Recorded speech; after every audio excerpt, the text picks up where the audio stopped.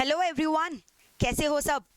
तो first class करके I think आपको बहुत मजा आया होगा। चलो एक बार क्विकली हम लोग रिवाइज कर लेते हैं कि हम लोगों ने फर्स्ट क्लास में क्या क्या डिस्कस किया था। We have just started with the chapter of e commerce, ठीक है, जहाँ पे हम लोगों ने क्या क्या डिस्कस किया था, ई कॉमर्स का डेफिनेशन। और ये मेरा हैंड रिटन नोट से ही आपको लर्न करना है, ठीक है। तो मैंने क्या बोला था, ई कॉमर्स क्या होता है, purchase and sale of goods and services through online mode. अब ऑनलाइन मोड में मैंने आपको बोला मोबाइल ऐप भी हो सकता है, कंप्यूटर्स भी हो सकता है। फिर मैंने आपको अलग अलग मॉडल्स इंट्रोड्यूस किए थे ई कॉमर्स के। B2B होता है, B2C होता है, C2C होता है। B2C का एग्जांपल मैंने दिया था, जैसे वॉलमार्ट जैसी बड़ी ऑनलाइन कंपनी, जब आप उनसे सामान खरीद रहे हो, आप कौन हो, एंड यूजर, तो that is an example of business to consumer. But अगर मान लो ITC लिमिटेड वॉलमार्ट से ऑनलाइन सामान खरीद रहा है तो बिजनेस टू बिजनेस ट्रांजैक्शन हो रहा है, so that was an example of B2B।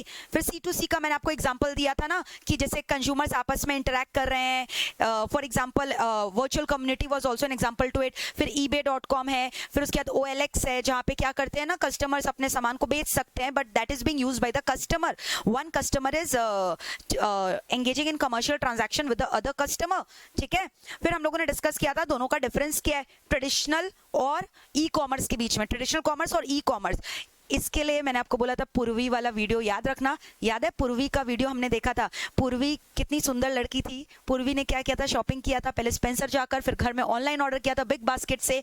तो पूर्वी पहले बहुत ज्यादा खुश थी, फिर उसके बाद डिससैटिस्फाइड हुई थी जब बिग बास्केट में गलत सामान डिलीवरी हुआ था, लेकिन फिर बाद में वो वापस से हैप्पी हो गई थी जब करेक्ट सामान डिलीवरी हुआ था, ठीक है। तो फिर मैंने आपको याद है बोला था पूर्वी वर्ड का एक इंप्लीकेशन है, क्योंकि वो आपको ई कॉमर्स का जो कंपोनेंट्स है ना वो समझाने में मदद करेगा, और जिसको हम लोग आज डिटेल में डिस्कस करने वाले हैं।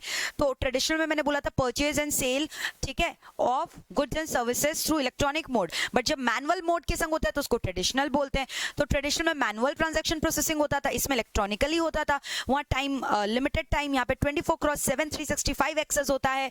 फिर वहाँ फिजिकल इंस्पेक्शन आप कर सकते हो। पूर्वी ने याद है स्पेंसर जाकर फिजिकली इंस्पेक्ट किया था, बट यहाँ फिजिकल इंस्पेक्शन नहीं कर सकते, फेस टू फेस वहाँ इंटरेक्शन होता है। लेकिन जब आप ऑनलाइन मोड में परचेज करते हो, जैसे आपने Amazon के साइट में क्लिक किया, तो वहाँ फेस टू स्क्रीन का इंटरेक्शन हो रहा है। तो इस तरह से हम लोगों ने डिफरेंस डिस्कस किए थे, ठीक है। फिर उसके बाद स्टेप्स मैंने बोला था बहुत ही सिंपल है। अगर आप वेबसाइट से परचेज कर रहे हो तो आपने Amazon का वेबसाइट खोला, फिर वहां पे आपने अपना ID जनरेट किया। लेकिन अगर आप मोबाइल ऐप यूज कर रहे हो तो मोबाइल ऐप में पहले प्ले स्टोर से आपको डाउनलोड करना पड़ेगा ना वो पर्टिकुलर ऐप Amazon का। फिर आपको जो प्रोडक्ट खरीदना है आप उसको सिलेक्ट करोगे ID क्रिएट करने के बाद ऑब्वियसली।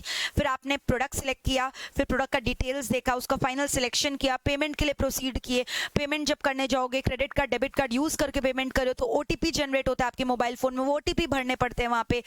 फिर इस तरह से जो है पेमेंट मेड होता है, कंफर्मेशन रिसीव्ड होता है, SMS आते हैं, ईमेल आते हैं, and finally you get the delivery after some period of time, जो कि आपका एक्सपेक्टेड डेट ऑफ डिलीवरी होता है। फिर मैंने आपको बेनिफिट्स ऑफ ई कॉमर्स पढ़ाया था, है ना। कस्टमर्स को बेनिफिट होते हैं, सेलर को बेनिफिट होता है, इसके अलावा गवर्नमेंट को भी फायदा होता है। गवर्नमेंट को कैसे फायदा होता है, करप्शन के अगेंस्ट दे कैन फाइट। फिर मैंने बोला reduced use of ecologically damaging product. इतना ज्यादा ना फिजिकल मूवमेंट नहीं होता ऑब्जेक्ट्स का, रादर क्या होता है, movement and exchange of information हो रहा है इलेक्ट्रॉनिक मोड के थ्रू। तो यहाँ पे क्या हो रहा है, हमारा इन्वायरमेंटल डिग्रेडेशन कम हो जा रहा है इसकी वजह से, ठीक है। तो ये सब हम लोगों ने डिस्कस किए थे आराम से, ये सब याद है ना आप लोगों को। कस्टमर के पॉइंट ऑफ व्यू से कन्वीनियंट, एनी टाइम एक्सेसिबिलिटी है, कूपन्स और डील्स का फायदा उठा सकते हैं, रिव्यूज देख सकते हैं, जैसे फिर उसके बाद they can also join the virtual community, they can be a member, है ना, जैसे Amazon का वर्चुअल कम्युनिटी है, मैंने आपको बोला था।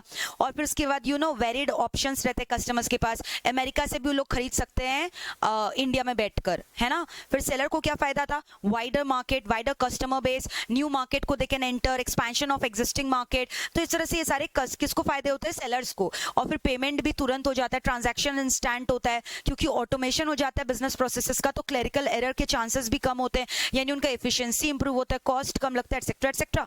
गवर्नमेंट का मैंने आपको बता ही दिया, ठीक है। फिर ई कॉमर्स का मॉडल हम लोगों ने डिस्कस किया था। फिर मैंने ई मार्केट्स पढ़ाया था, जैसे जब एक शॉप का बात कर रहे हो ऑनलाइन में, वहां पे परचेज सेल हो रहा है, ई शॉप। जब कॉन्ग्लोमरेशन हो गए, बहुत सारे शॉप एक ही छत के नीचे आ गए, जैसे शॉपर स्टॉप का जो ऑनलाइन ऐप है, that is an e mall का एग्जांपल। ई प्रोक्योरमेंट, गवर्नमेंट का साइट जहाँ पे बिडिंग एंड ऑक्शन ये सब होता है, ई ऑक्शन। फिर portal godaddy.com etcetera, buyer aggregator, Amazon and Uber, Swiggy, all these are example to it. Virtual community मैंने आपको बोला जहाँ एक्सचेंज ऑफ इंफॉर्मेशन होता है ना, electronically, E marketing sponsored by Amazon, Amazon best seller choice etcetera. फिर उसके बाद ई प्रोक्योरमेंट होता है ना, that is e auction only, government का जो साइट्स मैंने बताया था eprocure.gov.in।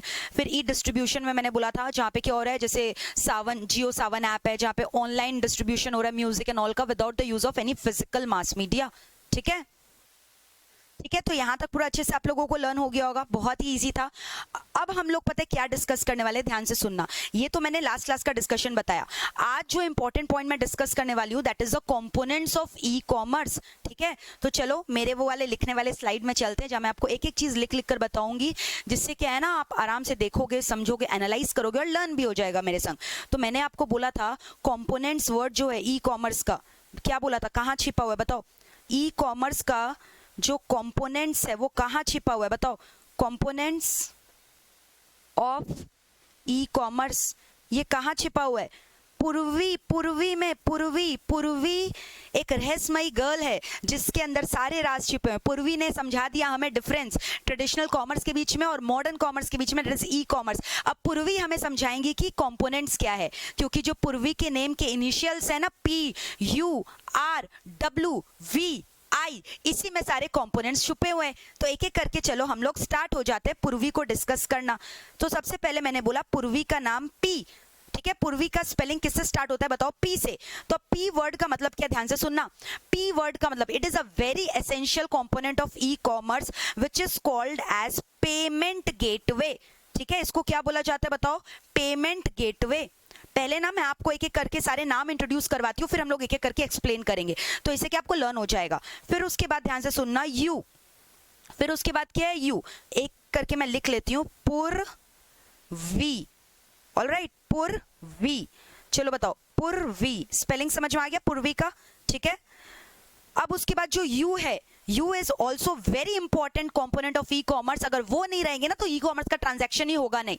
यूजर, अगर यूजर नहीं रहेंगे तो परचेज करेगा कौन, यूजर इंडिविजुअल भी हो सकते हैं, ऑर्गेनाइजेशन भी हो सकते हैं। सो कैन आई से you stands for user, you later का इंप्लीकेशन क्या है, यूजर। नेक्स्ट बताओ आर, आर का मतलब है रिलेशनशिप, यूजर के बीच में, ई कॉमर्स के बीच में, वेंडर्स के बीच में। तो आर मतलब हो गया मेरा रिलेशन, आर वर्ड का मतलब क्या है, रिलेशन। ठीक है, फिर उसके बाद बताओ डब्लू, डब्लू अभी मैं एक एक करके समझाऊंगी, ये मैं समझा नहीं रही हूँ, मैं आपको बस खाली फुल फॉर्म लर्न करवा रही हूँ। डब्लू मेरा क्या है, वेब पोर्टल। वेब पोर्टल एक इंटरफेस देगा वेंडर के बीच में और यूजर के बीच में। वेब पोर्टल के बिना आप ट्रांजैक्शन करोगे कैसे, ई कॉमर्स समझोगे कैसे। तो W stands for what, web portal. W word का मतलब हो गया वेब पोर्टल। फिर मेरा हो गया आई। अच्छा एक चीज बताओ, आपने कभी ऑनलाइन परचेज किया है, मान लो आप अमेजन के शॉप में जाके ना पेमेंट कर रहे हो, ठीक है, अमेजन के ऑनलाइन साइट में जाके पेमेंट करो, कितना बार आपको पता है अटक जाता है, पेमेंट होता नहीं है, आप रुक जाते हो, बार बार आप रिफ्रेश करते हो, रिफ्रेश करते हो, रिफ्रेश क्यों करते हो, क्योंकि इंटरनेट का प्रॉब्लम आता है, कनेक्टिविटी प्रॉब्लम। तो इंटरनेट का स्पीड भी तो अच्छा होना चाहिए ई कॉमर्स चलने के लिए, चाहे एम कॉमर्स हो चाहे ई कॉमर्स हो, दोनों जन डिपेंडेंट है इंटरनेट के स्पीड पे। तो इंटरनेट का स्पीड जबरदस्त होना चाहिए बॉस। ठीक है, तो इंटरनेट तो होना ही चाहिए, इसके संग हमें ना कुछ कुछ टेक्नोलॉजी चाहिए जिसके बिना हम ये यूज नहीं कर सकते। आप चलो अपने आप को ही सोचो, आप कौन हो, एक यूजर हो, आपको मान लो शॉपिंग करना ऑनलाइन, आपने किससे शॉपिंग किया, मान लो फ्लिपकार्ट से शॉपिंग की आपने, तो उसके लिए आपको एक मोबाइल फोन या आपको कंप्यूटर का रिक्वायरमेंट होगा। वैसे ही जो आपका वेंडर है वो जो ऑनलाइन आपको सामान बेच रहा है, उसको भी क्या करना पड़ेगा, एक ऑनलाइन वेबसाइट क्रिएट करना पड़ेगा, है ना, उसको डेटाबेस रख के रखना पड़ेगा। So all these are what, these are the infrastructure which is required in order to ensure कि e commerce transactions are conducted in a very smooth manner and an efficient manner. So और एक आई का मतलब हुआ infrastructure. ठीक है, infrastructure. अब ये जो मैंने इंफ्रास्ट्रक्चर वर्ड लिखा है, इंफ्रास्ट्रक्चर वर्ड जो मैंने लिखा है, इंफ्रास्ट्रक्चर वर्ड, ये किसका इंफ्रास्ट्रक्चर का बात हो रहा है, टेक्नोलॉजी के इंफ्रास्ट्रक्चर का ना। सो इंफ्रास्ट्रक्चर क्या चीज का, टेक्नोलॉजी का, या आप सिंपली बोलो टेक्नोलॉजी इंफ्रास्ट्रक्चर। तो ये हो गई पूर्वी। तो पूर्वी का नाम बड़ा ही रहस्यमय था, मैंने बोला ना पूर्वी के नाम में सारे कंपोनेंट्स छिपे हुए हैं। और आप सोच सकते हो components of e commerce long question में आ सकता है 5 से 6 मार्क्स का। ठीक है, और शॉर्ट क्वेश्चन में भी आ सकता है, मान लो आपको बोला पेमेंट गेटवे एक्सप्लेन करो, यूजर एक्सप्लेन करो, whatever they can ask you. So are we through with this. तो हमें जो है पूर्वी में कॉन्सेंट्रेट करना है। चलो पूर्वी is a very beautiful girl, ठीक है, जो ऑनलाइन शॉपिंग करती है। In fact she also believes in physical shopping, and पूर्वी की वजह से ही हम लोगों ने ट्रेडिशनल और मॉडर्न ई कॉमर्स के बीच में डिफरेंस सीखा था। तो आज पूर्वी हमें सिखाने वाली है कंपोनेंट्स क्या होता है, ठीक है। तो चलो एक एक करके हम लोग स्टार्ट करते हैं। सबसे पहले मैं आपको बताने वाली हूँ पेमेंट गेटवे के बारे में। What is payment gateway actually? आपने कभी ऑनलाइन शॉपिंग की है? चलो मैं आज आपको दिखाती हूँ पेमेंट गेटवे होता क्या है।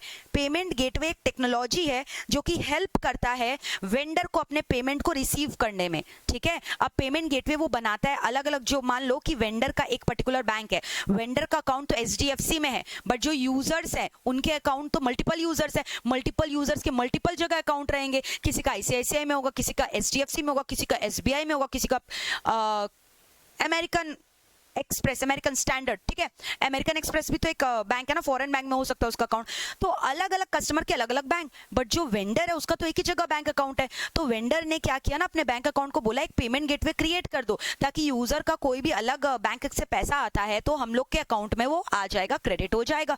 और वेंडर का अकाउंट कौन था? एचडीएफसी। तो ये पेमेंट गेटवे एक टाइप का टेक्नोलॉजी है जो कि मदद करता है ई कॉमर्स में पेमेंट करने में, कलेक्शन करने में और रेवेन्यू रिसीव करने में, ठीक है। तो अब मैं आपको दिखाती हूं वेरी क्विकली किस तरह से ना ये सब होता है। चलो, जैसे फॉर एग्जांपल मैंने अभी आपको बोला www.amazon.com में हम लोग गए, ठीक है, ये खुल गया मेरा अमेजन का साइट। अब जैसे मान लो ऑलरेडी मैंने कार्ट में 2 ऑर्डर्स कर रखे हैं, ठीक है, मैंने एक्चुअली नहीं किया था, किसी ने कर दिया होगा मेरे बिहाफ में, हाँ मैंने ही किया था, ब्लैक ड्रेस में ढूंढ रही थी, ठीक है। ओके, तो अब जैसे मान लो इसमें से एक हटा देते, चलो मैंने इसको हटा दिया। चलो एक ही आइटम परचेज करते हैं। ये कैडबरी वाला ऑर्डर मैंने किया है, मुझे ना सिल्क कैडबरी बहुत पसंद है, कैडबरी के कोई भी आइटम्स होते हैं मुझे पसंद है। Proceed to checkout. अब मैंने प्रोसीड टू चेकआउट किया। अब जैसे प्रोसीड टू चेकआउट किया, आप ध्यान से देखो यहाँ क्या हो रहा है, इतने सारे पेमेंट ऑप्शंस आ गए, देख रहे हो, डेबिट कार्ड, क्रेडिट कार्ड, फिर उसके बाद यहाँ अलग अलग यहाँ पे देख रहे हो ऑप्शंस दिखा रहे, डेबिट कार्ड, क्रेडिट कार्ड के, वीजा है कि मास्टर कार्ड है, क्या है आपका। इसके अलावा देखो और भी चीज है, नेट बैंकिंग, ठीक है। फिर उसके बाद ना कहीं कहीं सीओडी के ऑप्शंस रहते हैं, कैश ऑन डिलीवरी। फिर उसके बाद कितने बार क्या होता है ना, have you heard about payment wallet? Payment wallet के भी ऑप्शंस रहते हैं। पेटीएम वॉलेट जो है ये थर्ड पार्टी सर्विस प्रोवाइडर है, थर्ड पार्टी सर्विस प्रोवाइडर का वॉलेट है। कितना बार जो कंपनी है उसका खुद का पेमेंट वॉलेट रहता है। जैसे फॉर एग्जांपल अगर अमेजन का मैं बात करती हूँ, अमेजन का खुद का पेमेंट वॉलेट है, अमेजन पे बोलकर, तो अमेजन का पेमेंट वॉलेट है। फिर उसके बाद थर्ड पार्टी जो होते हैं, कितने बार वेंडर का खुद का पेमेंट वॉलेट होता है, otherwise they can take the help of the third party payment wallet. Like Paytm मैंने बोला, वो एक थर्ड पार्टी का पेमेंट वॉलेट हो गया, वो तो वेंडर ने नहीं क्रिएट किया है ना। फिर वैसे एसबीआई बडी आपने सुना होगा, ये भी एक पेमेंट वॉलेट है, वो थोड़ी अमेजन ने क्रिएट किया है। लेकिन अगर मैं अमेजन का पेमेंट वॉलेट बोलूं तो अमेजन पे है, वो भी आप यूज कर सकते हो। तो ये अलग टाइप के पेमेंट वॉलेट है जहां से आप पेमेंट कर सकते हो। नेट बैंकिंग ऑप्शन है, डेबिट कार्ड ऑप्शन है, क्रेडिट कार्ड ऑप्शन है, सीओडी ऑप्शन अवेलेबल है। तो ये पेमेंट गेटवे का मतलब क्या है? पेमेंट गेटवे तो मैंने बोला टेक्नोलॉजी है जिससे क्या करता है, वेंडर कलेक्ट करता है पेमेंट कस्टमर से। तो ये अलग अलग टाइप के पेमेंट ऑप्शंस मौजूद होते हैं जिसको यूजर्स यूज करके पेमेंट कर सकते हैं। तो अलग अलग पेमेंट ऑप्शंस मैंने क्या बोला, अगर आप एक ई कॉमर्स ट्रांजैक्शन कर रहे हो, तो अगर आप कोई भी मान लो, जैसे मैं एक वेंडर हूं, मैंने एक ऑनलाइन वेबसाइट क्रिएट की जहां पे मैं अपना गुड्स बेचूंगी, तो मुझे पेमेंट ऑप्शंस भी मल्टीपल रखने पड़ेंगे, नहीं तो यूजर्स को मजा नहीं आएगा। तो मुझे सारे ऑप्शंस ओपन रखने पड़ेंगे कि they can use a debit card, they can use a credit card, they can use the option of net banking, they can use the option of payment wallet. और आपने तो एक चीज और सुना होगा, UPI, unified payment interface, UPI system जो government ने लॉन्च किया, भीम app and all these are example of UPI, जहां इंटर बैंक ट्रांसफर होता है on a real time basis. अब ये जो यूपीआई का ट्रांजैक्शन लिमिट होता है ना, पर डे का, अलग अलग बैंक्स का अलग अलग होता है। कहीं पे ट्रांजैक्शन लिमिट यूपीआई का पर डे 50,000, कोई बैंक्स में 1 लाख है। तो इसका कोई स्टैंडर्ड लिमिट नहीं है, ठीक है। ये जो है ना, मेरे national payment corporation of India ने इसके ऊपर कोई लिमिट नहीं बताई है, ठीक है। अभी मैंने बोला national payment corporation, NPC. NPC कौन है? जिन्होंने ये सब यूपीआई ऐप एंड ऑल ये सब डेवलप किया है ना, under the regulations of RBI and all India banking association. तो ये सब जो चीज मैंने आपको बताया ना, ये सब का जो लिमिट है कोई स्पेसिफिक लिमिट नहीं है। जैसे एसबीआई, अगर मैं एसबीआई बैंक की बात करूं तो उनका जो लिमिट है ना पर डे यूपीआई ट्रांजैक्शन का, rate is 1 lakh per day, ठीक है। वही अगर मैं बात करूं बैंक ऑफ बड़ौदा की, तो उसकी लिमिट है 50,000। तो अलग अलग बैंक्स की अलग अलग लिमिट है। इनफैक्ट मैं आपको ये भी बोलूंगी, ट्रांजैक्शन मतलब ये यूपीआई ट्रांजैक्शन पर पर ट्रांजैक्शन लिमिट अलग होता है, पर डे ट्रांजैक्शन लिमिट अलग होता है, पर वीक अलग होता है, पर मंथ अलग होता है। तो ये सारे यूपीआई फैसिलिटी हैं जो रियल टाइम ट्रांसफर होता है एक बैंक अकाउंट से दूसरे बैंक अकाउंट में, आप यूपीआई से कर सकते हो। ठीक है, आपको अपना बैंक को लिंक करना पड़ेगा विद योर मोबाइल नंबर। तो इस तरह से पेमेंट होते हैं रियल टाइम बेसिस पे। तो इतने सारे पेमेंट ऑप्शंस मैंने आपको बता दिए। तो पहला तो चीज आपको एकदम क्लियर हो गया होगा आसानी से, हुआ कि नहीं बताओ मुझे। पहला चीज मैंने आपको क्या पढ़ाया, पेमेंट गेटवे। तो पेमेंट गेटवे मान लो आपको लिखना है, मान लो आपको एक शॉर्ट नोट लिखना है पेमेंट गेटवे पे, तो आप क्या लिखोगे? पहले तो आप ये लिखना कि payment gateway is a kind of technology. ये पेमेंट गेटवे है क्या? ये चलो मैं दूसरे कलर की पेन यूज करती हूँ ताकि आप सेग्रीगेट कर सको। तो पेमेंट गेटवे एक टाइप का टेक्नोलॉजी है। पेमेंट गेटवे क्या बताओ? एक टाइप का टेक्नोलॉजी है जो कि हेल्प कर रहा है वेंडर को अपने पेमेंट को रिसीव करने में यूजर से। ठीक है, it's a kind of technology. अब पेमेंट ऑप्शंस जो होते हैं ना अलग अलग होते हैं, पेमेंट ऑप्शंस अलग अलग होते हैं। मैंने आपको बताया अभी इतने सारे पेमेंट ऑप्शंस बताया जहां पे आप थर्ड पार्टी का वॉलेट यूज कर सकते हो या वेंडर अपना खुद वॉलेट जनरेट कर सकता है। ठीक है, तो सीओडी ऑप्शन है, डेबिट कार्ड ऑप्शन है, क्रेडिट कार्ड ऑप्शन है, नेट बैंकिंग ऑप्शन है, यूपीआई ऑप्शन है, यूनिफाइड पेमेंट इंटरफेस। ठीक है, इसके अलावा मैंने आपको और क्या बताया? हाँ, मैंने बोला पेमेंट वॉलेट्स, आजकल ई वॉलेट्स बहुत चल गए हैं ना, पेमेंट वॉलेट्स। ठीक है, all these example of payment wallets. Payment wallets के एग्जांपल मैंने अभी आपको बताया ना, जैसे पेटीएम होता है, फोन पे होता है। सो all these example of Paytm wallet, payment wallet. अब फिर उसके बाद मैंने बोला कितनी सारी वेंडर की तो खुद की पेमेंट वॉलेट होती है। तो payment wallet can be third party payment wallet या वेंडर का खुद का पेमेंट वॉलेट भी हो सकता है, वेंडर्स ओन पेमेंट वॉलेट। जैसे मैंने अभी आपको बोला अमेजन का खुद का पेमेंट वॉलेट है, अमेजन पे। ठीक है, समझ गए मेरी बातों को आप? सो इस तरह से हमने सीख लिया पेमेंट गेटवे क्या होता है। क्लियर है कि नहीं बताओ? Payment gateway is very easy. ठीक है, नेक्स्ट और फिर और एक चीज मैं आपको बताना चाहती हूँ, कभी अगर आपने ट्रांजैक्शन किया होगा, जैसे मान लो आप डेबिट कार्ड से करते हो, तो आप देखना आपको दिखाएगा कि your wait for a minute, don't cancel the transaction, your account will be redirected to another page. तो वो दूसरा पेज जो खुल गया ना जब शॉपिंग करते हो, अगर आपने कभी ऑनलाइन ट्रांजैक्शन की होगी, ऐसे लिखा हुआ था you will be directed to a new page. तो जो नया पेज खुला वही वो पेमेंट गेटवे है जो कि आपको पेमेंट गेटवे में लेकर जा रहा है। समझ गए? नेक्स्ट मेरा क्या है बताओ? Number 2, user. नेक्स्ट पॉइंट हम लोग क्या डिस्कस करने वाले? यूजर कौन है भाई? यूजर कौन होता है? यूजर कौन होता है बताओ आप मुझे, मैं नहीं बताने वाली। यूजर कौन होता है? जो कस्टमर्स हैं, है ना, जो एंड यूजर्स हैं, जिन लोग ई कॉमर्स ट्रांजैक्शंस कर रहे हैं, जिन्हें परचेज करना है, जो वेंडर से इंटरैक्ट करें। कैसे कैसे उन लोग इंटरैक्ट कर रहे हैं? इंटरफेस के थ्रू ना, वेब पोर्टल के थ्रू। अमेजन की वेबसाइट है जिसके थ्रू हम लोग वेंडर्स से इंटरैक्ट कर रहे हैं, सेलर से इंटरैक्ट कर रहे हैं। ठीक है, तो यूजर्स कौन हो गए? यूजर में बी एन इंडिविजुअल या फिर एक बिजनेस ऑर्गेनाइजेशन भी यूजर हो सकता है। जैसा कि मैंने अभी आपको बोला था ना, वॉलमार्ट ने बेचा मान लो आईटीसी को, तो वहां पे यूजर कौन है? Business organisation. और जब वॉलमार्ट ने मुझे बेचा तो मैं हूं एंड कस्टमर, तो मैं हो गई इंडिविजुअल। तो यूजर कोई भी हो सकता है, एक इंडिविजुअल भी हो सकता है, एक बिजनेस ऑर्गेनाइजेशन भी हो सकता है। यूजर है कौन? जो इंटरैक्ट करे ई कॉमर्स वेंडर से। यूजर कौन है? जो इंटरैक्ट करे ई कॉमर्स वेंडर से, अपनी मनचाही प्रोडक्ट्स और सर्विसेज को परचेज करना चाह रहा है पेमेंट करने के बाद। सो that is the definition of user. तो मान लो यूजर के ऊपर डेफिनेशन आया तो आप नहीं लिख पाओगे क्या? क्या ये डिफिकल्ट है? यूजर कौन होता है बताओ? इससे इजी और क्या होगा? यूजर कौन होता है? यूजर का definition. So this is very easy, users का डेफिनेशन इज वेरी इजी। ठीक है, अब ये रिलेशन क्या है? अब ये जो रिलेशन है ना, इसको हम लास्ट में करेंगे, इसको होल्ड ऑन करो। नेक्स्ट हम लोग क्या डिस्कस करें? Web portal. W का मतलब क्या है? Web portal. ठीक है, अब वेब पोर्टल क्या हो गया? ध्यान से सुनना, चलो नीचे जाके डिस्कस करते हैं। पॉइंट नंबर 3 मेरा क्या है बताओ? Web portal. वेब पोर्टल, आप मान लो कौन हो? Customer, user. आप एक यूजर हो, ठीक है, आप एक यूजर हो, और ना यहां पे क्या है, ये मान लो अमेजन का वेबसाइट है जिसके अंदर बहुत सारे वेंडर्स हैं जो सामान बेच रहे हैं। ठीक है, तो यहाँ पे क्या है? बहुत सारे न्यूमरस सेलर्स है, मैंने बोला ना मोर देन 1 लाख सेलर्स है।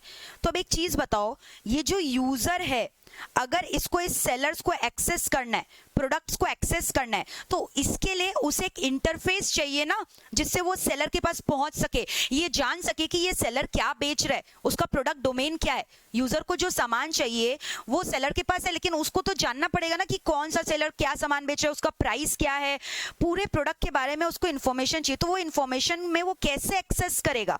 तो बीच में आप ये जो देख रहे हो एप्लीकेशन बनाया मैंने, ये एप्लीकेशन को ही वेब पोर्टल बोलते हैं। बीच में मैंने जो कड़ी बनाई, किसके बीच में कड़ी बनाई? यूजर के बीच में और सेलर के बीच में। सेलर यानी तो वेंडर भी बोल सकते हो आप इसको, ठीक है। यूजर कौन हो गए? कस्टमर्स बोल लो, सिंपल लैंग्वेज में आप जाना चाहते हो। तो ये जो कस्टमर और वेंडर के बीच में मैंने जो कड़ी बनाई, ये कड़ी यानी एप्लीकेशन बनाया, ये एप्लीकेशन को ना वेब पोर्टल बोलते हैं। इस एप्लीकेशन को ना वेब पोर्टल बोलते हैं। वेब पोर्टल हो गया एक टाइप का इंटरफेस और एक टाइप का एप्लीकेशन जिससे customers can interact with the vendor, E commerce vendor, जिससे कस्टमर्स इंटरैक्ट कर सकते हैं ई कॉमर्स वेंडर से। तो ये क्या मैंने बोला, ये एक इंटरफेस है। वेब पोर्टल का मान लो डेफिनेशन आया तो आप क्या बोलोगे? Web portal is an interface और it's an application through which users, customers are interacting with the e commerce vendor. Learn हुआ कि नहीं? बहुत इजी है। तो आप ये डायग्राम याद कर लोगे तो आपको याद हो जाएगा। यूजर एक साइड सेलर है। यूजर और सेलर के बीच में कड़ी कौन है? एप्लीकेशन। ये जो एप्लीकेशन मैंने बनाया, ये जो मैंने पोर्टल बनाया, इसको वेब पोर्टल बोलते हैं। अब जैसे मान लो आप मोबाइल फोन में ऐप डाउनलोड करते हो ना, मान लो आपने मोबाइल में अमेजन ऐप खोलना है, तो मोबाइल में आप क्या करते हो? अमेजन का ऐप डाउनलोड करते हो ना। तो ये जो मोबाइल फोन में आपने अमेजन का ऐप डाउनलोड किया, जैसे अमेजन का ऐप डाउनलोड किया और अमेजन को खोला, आपने आपको रजिस्टर किया, अब आप क्या कर सकते हो? अब यूजर कनेक्ट कर सकता है ना वेंडर के संग। यूजर देख सकता है कौन कौन सा प्रोडक्ट अवेलेबल है। तो ये जो मैंने मोबाइल ऐप बोला, that is an example of web portal. Amazon का mobile app is an example of web portal. So web portal are nothing but the websites which are designed by the big service provider. वैसे Amazon का जब आप computer use करो, मैंने अभी computer use करके आपको ऑनलाइन खोलकर दिखाया ना वेबसाइट अमेजन का, तो मैंने कंप्यूटर में www.amazon.com लिखा, तभी तो जाके वेबसाइट खुला। तो वेब खुला ना, वेब पोर्टल खुला ना। और जब तक मैं अमेजन का साइट नहीं खोलूंगी, मैं कैसे परचेज करूंगी? मुझे वो डेयरी मिल्क परचेज करनी थी, तो उसके लिए मैंने क्या किया? मैंने एड्रेस डाला ना, मैंने वेब खोला ना। तो यानी ये क्या है? एक टाइप का इंटरफेस है ना, जो कि मुझे कनेक्ट कर दिया कैडबरी सेलर से। मैं यूजर थी, कैडबरी सेलर के पास मुझे जाना था कैडबरी खरीदने, तो मुझे किसने कनेक्ट किया? That is called application, that is called web portal, that is called interface. So web portal क्या है? It's an application which is, जो क्या प्रोवाइड कर रहा है? Which is providing, क्या प्रोवाइड करे बताओ? Which is providing interface, which is providing what? Interface। किसके बीच में? Which is providing interface किसके बीच में? Between the users and the vendors, है ना? Between the users and the vendors. So it is an interface, ठीक है? It is an application which is providing an interface between the users and the vendors. अब अलग अलग machines होते हैं ना, उसके बेसिस पे आपको देखना है वेब पोर्टल क्या है। जैसे आजकल लोग क्या करते हैं? टैबलेट्स यूज करते हैं, मैकबुक यूज करते हैं, आईपैड यूज करते हैं, फोन्स यूज करते हैं। तो ये सब में आप क्या करोगे? एक वेब पोर्टल डाउनलोड कर लोगे ना, जिससे आप कनेक्ट कर सकोगे वेंडर्स के संग, सेलर्स के संग, ई कॉमर्स सेलर्स के संग। सो that is an example of web portal. देख लो, लर्न हुआ कि नहीं? Very simple. तो अब एक बार समझ जाओगे ना, मेरे क्लासेस में सारे कॉन्सेप्चुअल लॉजिक मैं दूंगी, एक बार आप समझ जाओगे, कीवर्ड्स अपने आप याद आएंगे। तो अब आपको ये रट्टा नहीं मारना, ये एक इंटरफेस है। आपको याद आएगा कि मैम ने बनाया था, एक तरफ यूजर है, एक तरफ जो है कौन है? वेंडर है। दोनों के बीच में एक कड़ी है, वो कड़ी को एप्लीकेशन बोलते हैं, इंटरफेस बोलते हैं। यानी अगर यूजर को वेंडर के पास जाना है तो उसे उस एप्लीकेशन के जरिए जाना पड़ेगा, और उस एप्लीकेशन का नाम है वेब पोर्टल। तो इंटरफेस प्रोवाइड कर रहे हैं ना यूजर के बीच में और वेंडर के बीच में। वेंडर बोले तो सेलर, जो ई कॉमर्स ऑनलाइन गुड्स को बेच रहे हैं।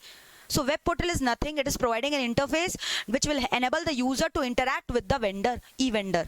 ठीक है, ये सब वर्ड यूज करना एग्जाम में। क्लियर? तो आप इसका एग्जांपल दे सकते हो, वेबसाइट्स जो होती हैं ये सारी वेब पोर्टल होती है। या आप बोलो मोबाइल में अगर आप यूज कर रहे हो, तो मोबाइल में आप मोबाइल ऐप के जरिए जाते हो सेलर से इंटरैक्ट करने, है ना? So mobile app is an example of web portal, website is an example of web portal. So all this example of web portal. Very simple. तो वेब पोर्टल क्या होता है? I think this is clear with you guys. Check कर लो web portal क्या होता है। Very easy, very easy, very easy. Next बताओ अब क्या है? नेक्स्ट पॉइंट मेरा क्या है? मैं आपको इसके बारे में नहीं बताऊंगी, आप मुझे बताओ। आप मुझसे ज्यादा बेहतरीन जानते हो इंटरनेट क्या होता है। इंटरनेट मुझे बताना पड़ेगा, तो ये तो मतलब शर्मनाक बात हो गई। मैम आपके संग जो क्लासेस कर रहे हैं ना, उसके लिए भी इंटरनेट लगता है, क्लासेस डाउनलोड करने के लिए इंटरनेट लगता है, ऑनलाइन क्लासेस करने के लिए इंटरनेट लगता है। तो इंटरनेट का स्पीड अच्छा नहीं होगा ना, तो मैम क्लासेस में बहुत डिस्टर्बेंसेज आती है। तो इंटरनेट का कनेक्टिविटी मेरे साइड से भी अच्छा होना चाहिए, आपके साइड से भी अच्छा होना चाहिए। तो इंटरनेट का डिपेंडेंस पूरा ई कॉमर्स का बैकबोन है। समझ में आ रहा है? अगर ई कॉमर्स में इंटरनेट का स्पीड अच्छा नहीं हुआ तो e commerce will fail badly. तो जब यूजर इंटरैक्ट कर रहा है तो उसका भी इंटरनेट का कनेक्टिविटी हाई होना चाहिए। और जब वेंडर्स लोग जो होते हैं, वो मान लो कुछ भी वेबसाइट उन्होंने बनाया, कुछ भी बनाया, तो अच्छा इंटरनेट का कनेक्टिविटी होना चाहिए। समझ में आया? तो इंटरनेट का कनेक्टिविटी आपको पता है आजकल 4G स्पीड होता है और मोर एडवांस वर्जन्स में जाओगे तो 5G स्पीड भी अवेलेबल होते हैं। तो इंटरनेट में आपको बस यही लिखना है कि जो हमें हाई स्पीड इंटरनेट कनेक्टिविटी चाहिए ई कॉमर्स को सक्सेसफुल बनाने के लिए, and different internet speeds are there. Even in India now 4G and 5G services has been launched which is making the transactions more quicker, है ना? instant processing of the transaction is done। फिर कितना बार मैंने बोला ना, जैसे internet नहीं रहता है स्ट्रॉन्ग तो बार बार रिफ्रेश करते हो, फिर इरिटेट हो जाते हो, फोन फेंक देते हो, यार इंटरनेट क्यों नहीं स्ट्रॉन्ग था हमारा, इंटरनेट स्ट्रॉन्ग नहीं था, मजा नहीं आया, ट्रांजैक्शन ही नहीं हो रहा ढंग से, है ना? और कितनी बार तो ऐसा होता है पेमेंट कट गया, दोबारा डबल पेमेंट हो जाता है, ये इंटरनेट लैग की वजह से। तो इंटरनेट का कनेक्शन मजबूत होना चाहिए अगर ई कॉमर्स ट्रांजैक्शन को सक्सेसफुली एफिशिएंटली मैनर में कंडक्ट करना है। ठीक है, सो आई से आपको समझ में आ गया इंटरनेट। तो देखो अभी तक हम लोगों ने क्या क्या कंपोनेंट्स पढ़े, वेरी सिंपल। सबसे पहले मैंने आपको बोला पेमेंट गेटवे, फिर मैंने आपको यूजर के बारे में बताया, फिर मैंने आपको क्या बताया, वेब पोर्टल के बारे में, मैंने आपको इंटरनेट के बारे में बताया। अच्छा, बीच में मैंने ना एक चीज मिस कर दिया, पूर्वी में वी भी तो आता था, आपने नहीं बोला मुझे, वी भी तो रहेगा, पूर्वी का स्पेलिंग मैंने वी भी तो लिखा था बीच में वी, ठीक है, पूर्वी। तो ये वी का मतलब क्या आप गेस कर सकते हो? वी का मतलब हो गया वेंडर। वी मेरा कौन है भाई? वी मेरा वेंडर है। जब यूजर पढ़ा तो उसी समय दिमाग में आ जाना चाहिए ना, यूजर के संग कौन आता है फ्री में? वेंडर आता है ना। यूजर के संग फ्री में कौन आ जाता है? वेंडर। यूजर रहेगा वेंडर नहीं रहेगा तो ई कॉमर्स ट्रांजैक्शन ही कैसे होगा? तो वेंडर कौन हो गया? वेंडर होगा ई कॉमर्स सप्लायर, सेलर, है ना, जो अपने गुड्स को और सर्विसेज को ऑनलाइन बेच रहे हैं, यूजर उसको परचेज करे और बेच रहा कौन है? वेंडर्स। ठीक है, तो अब वेंडर्स कौन हो गए आप समझ गए? वेंडर्स का मतलब आपको क्लियरली समझ में आ गया वेंडर्स कौन होते हैं। अब आपको ये सीखना है कि जो वेंडर्स होते हैं ना, इनके सक्सेसफुल होने के लिए बहुत सारे पॉइंट जरूरी है। आप एक ई कॉमर्स ट्रांजैक्शन को तभी सक्सेसफुल बना पाओगे जब आप ये सारे पॉइंट्स को ध्यान में रखोगे। कौन से सारे पॉइंट्स को मैम? सबसे पहले ना आप चेक करो कि आपका जो सप्लायर है, ठीक है, और उसका जो सप्लाई चेन मैनेजमेंट का सॉफ्टवेयर है, दोनों में भयानक अच्छा इंटीग्रेशन है, ये दोनों फुल एंड फाइनल साउंड है। इसका मतलब मैम, जैसे फॉर एग्जांपल मैं आपको बताती हूँ, अमेजन में इतने सारे सेलर्स अवेलेबल होते हैं, देखते हो ना। तो मान लो कि कस्टमर का ऑर्डर आया, सप्लायर ने उसको एक्सेप्ट किया, तो अब सप्लायर का क्या काम है? उसको तुरंत अमेजन के फुलफिलमेंट सेंटर में पहुंचाना पड़ेगा ना सामान को, तभी तो उसका माल डिस्पैच होगा। बट मान लो वो सप्लायर ने अमेजन के फुलफिलमेंट सेंटर में सामान ही नहीं पहुंचाया, फ्रॉड था वो सप्लायर, तब तो केस गड़बड़ा गया, कस्टमर का भरोसा उठ जाएगा। समझ में आ रहा है? तो आपको चेक करना चाहिए कि ये जो सप्लायर्स है जिसको आप रख रहे हो अपने ऑनलाइन वेबसाइट में, या मान लो आप खुद ही एक आपका खुद का ही वेबसाइट है, आप अपने खुद के जैसे शॉपर स्टॉप में अपना खुद का ही आप सामान बेच रहे हो, समझ में? आप खुद ही सेलर हो, तो आपको इंश्योर करना है कि जो आपके ऊपर सप्लायर है ना, वो आपको टाइमली डिलीवरी दे रहे गुड्स का। अगर आपको टाइमली डिलीवरी नहीं देंगे गुड्स का, तो आप कस्टमर्स को टाइमली डिलीवरी कैसे दोगे भाई? समझ गए मेरा बात? तो आपको इंश्योर करना है कि जो सप्लायर है, एक तो राइट क्वांटिटी ऑफ गुड्स आपको सप्लाई कर रहे हैं, राइट क्वालिटी सप्लाई कर रहे हैं, ठीक है, और राइट टाइम पे सप्लाई कर रहे हैं। ये तीनों बातों को ध्यान में रखना, ठीक है। अगर आपके सप्लायर ही आपको टाइम पे नहीं देंगे तो आप कस्टमर्स के पास कैसे गुड्स ऑर्डर डिलीवरी करवाओगे कुरियर सर्विसेज से? तो आपको इंश्योर करना चाहिए कि आपके जो सप्लायर है वो राइट क्वांटिटी दे रहे हैं, राइट टाइम पे दे रहे हैं, राइट क्वालिटी दे रहे हैं। ऐसा नहीं कि कोई एक्सपायरी सामान दे दिया तो जिससे क्या आपने एक्सपायरी सामान पोस्ट कर दिया कस्टमर को, कस्टमर तो आएंगे ना डंडा लेके आपके पीछे, कंज्यूमर फोरम तक आजकल पहुंच जाते हैं कस्टमर। समझ में आया? तो ये इंश्योर करना है। इसके बाद आपको ये इंश्योर करना है ना कि आपके जो सप्लायर्स है they are operationally viable financially as well as operationally they are viable financially and operationally they are viable। operationally viable मतलब वही हो गया ना, ऐसा नहीं है कि कोई फ्रॉड वाले सप्लायर बैठे हुए हैं। आपको इंश्योर, इनफैक्ट आपको फिजिकली चेक करना चाहिए, एक दो सरप्राइज चेक करना चाहिए कि ये सप्लायर्स का फिजिकल दुकान है भी कि नहीं, कि ऐसी ढींगे हाँ करा कि मैं इतना सप्लाई कर दूंगा उतना सप्लाई कर दूंगा और फिर जब ऑर्डर आया तो फेल कर दिया, है ना। तो आपको इंश्योर करना है कि जो आपका सप्लायर्स है वो राइट क्वांटिटी ऑफ गुड्स दे रहा है, राइट टाइम पे दे रहा है, फाइनेंशियली वायबल है, ऑपरेशनली वायबल है, सब कुछ आपको चेक करना पड़ेगा। समझ में आया?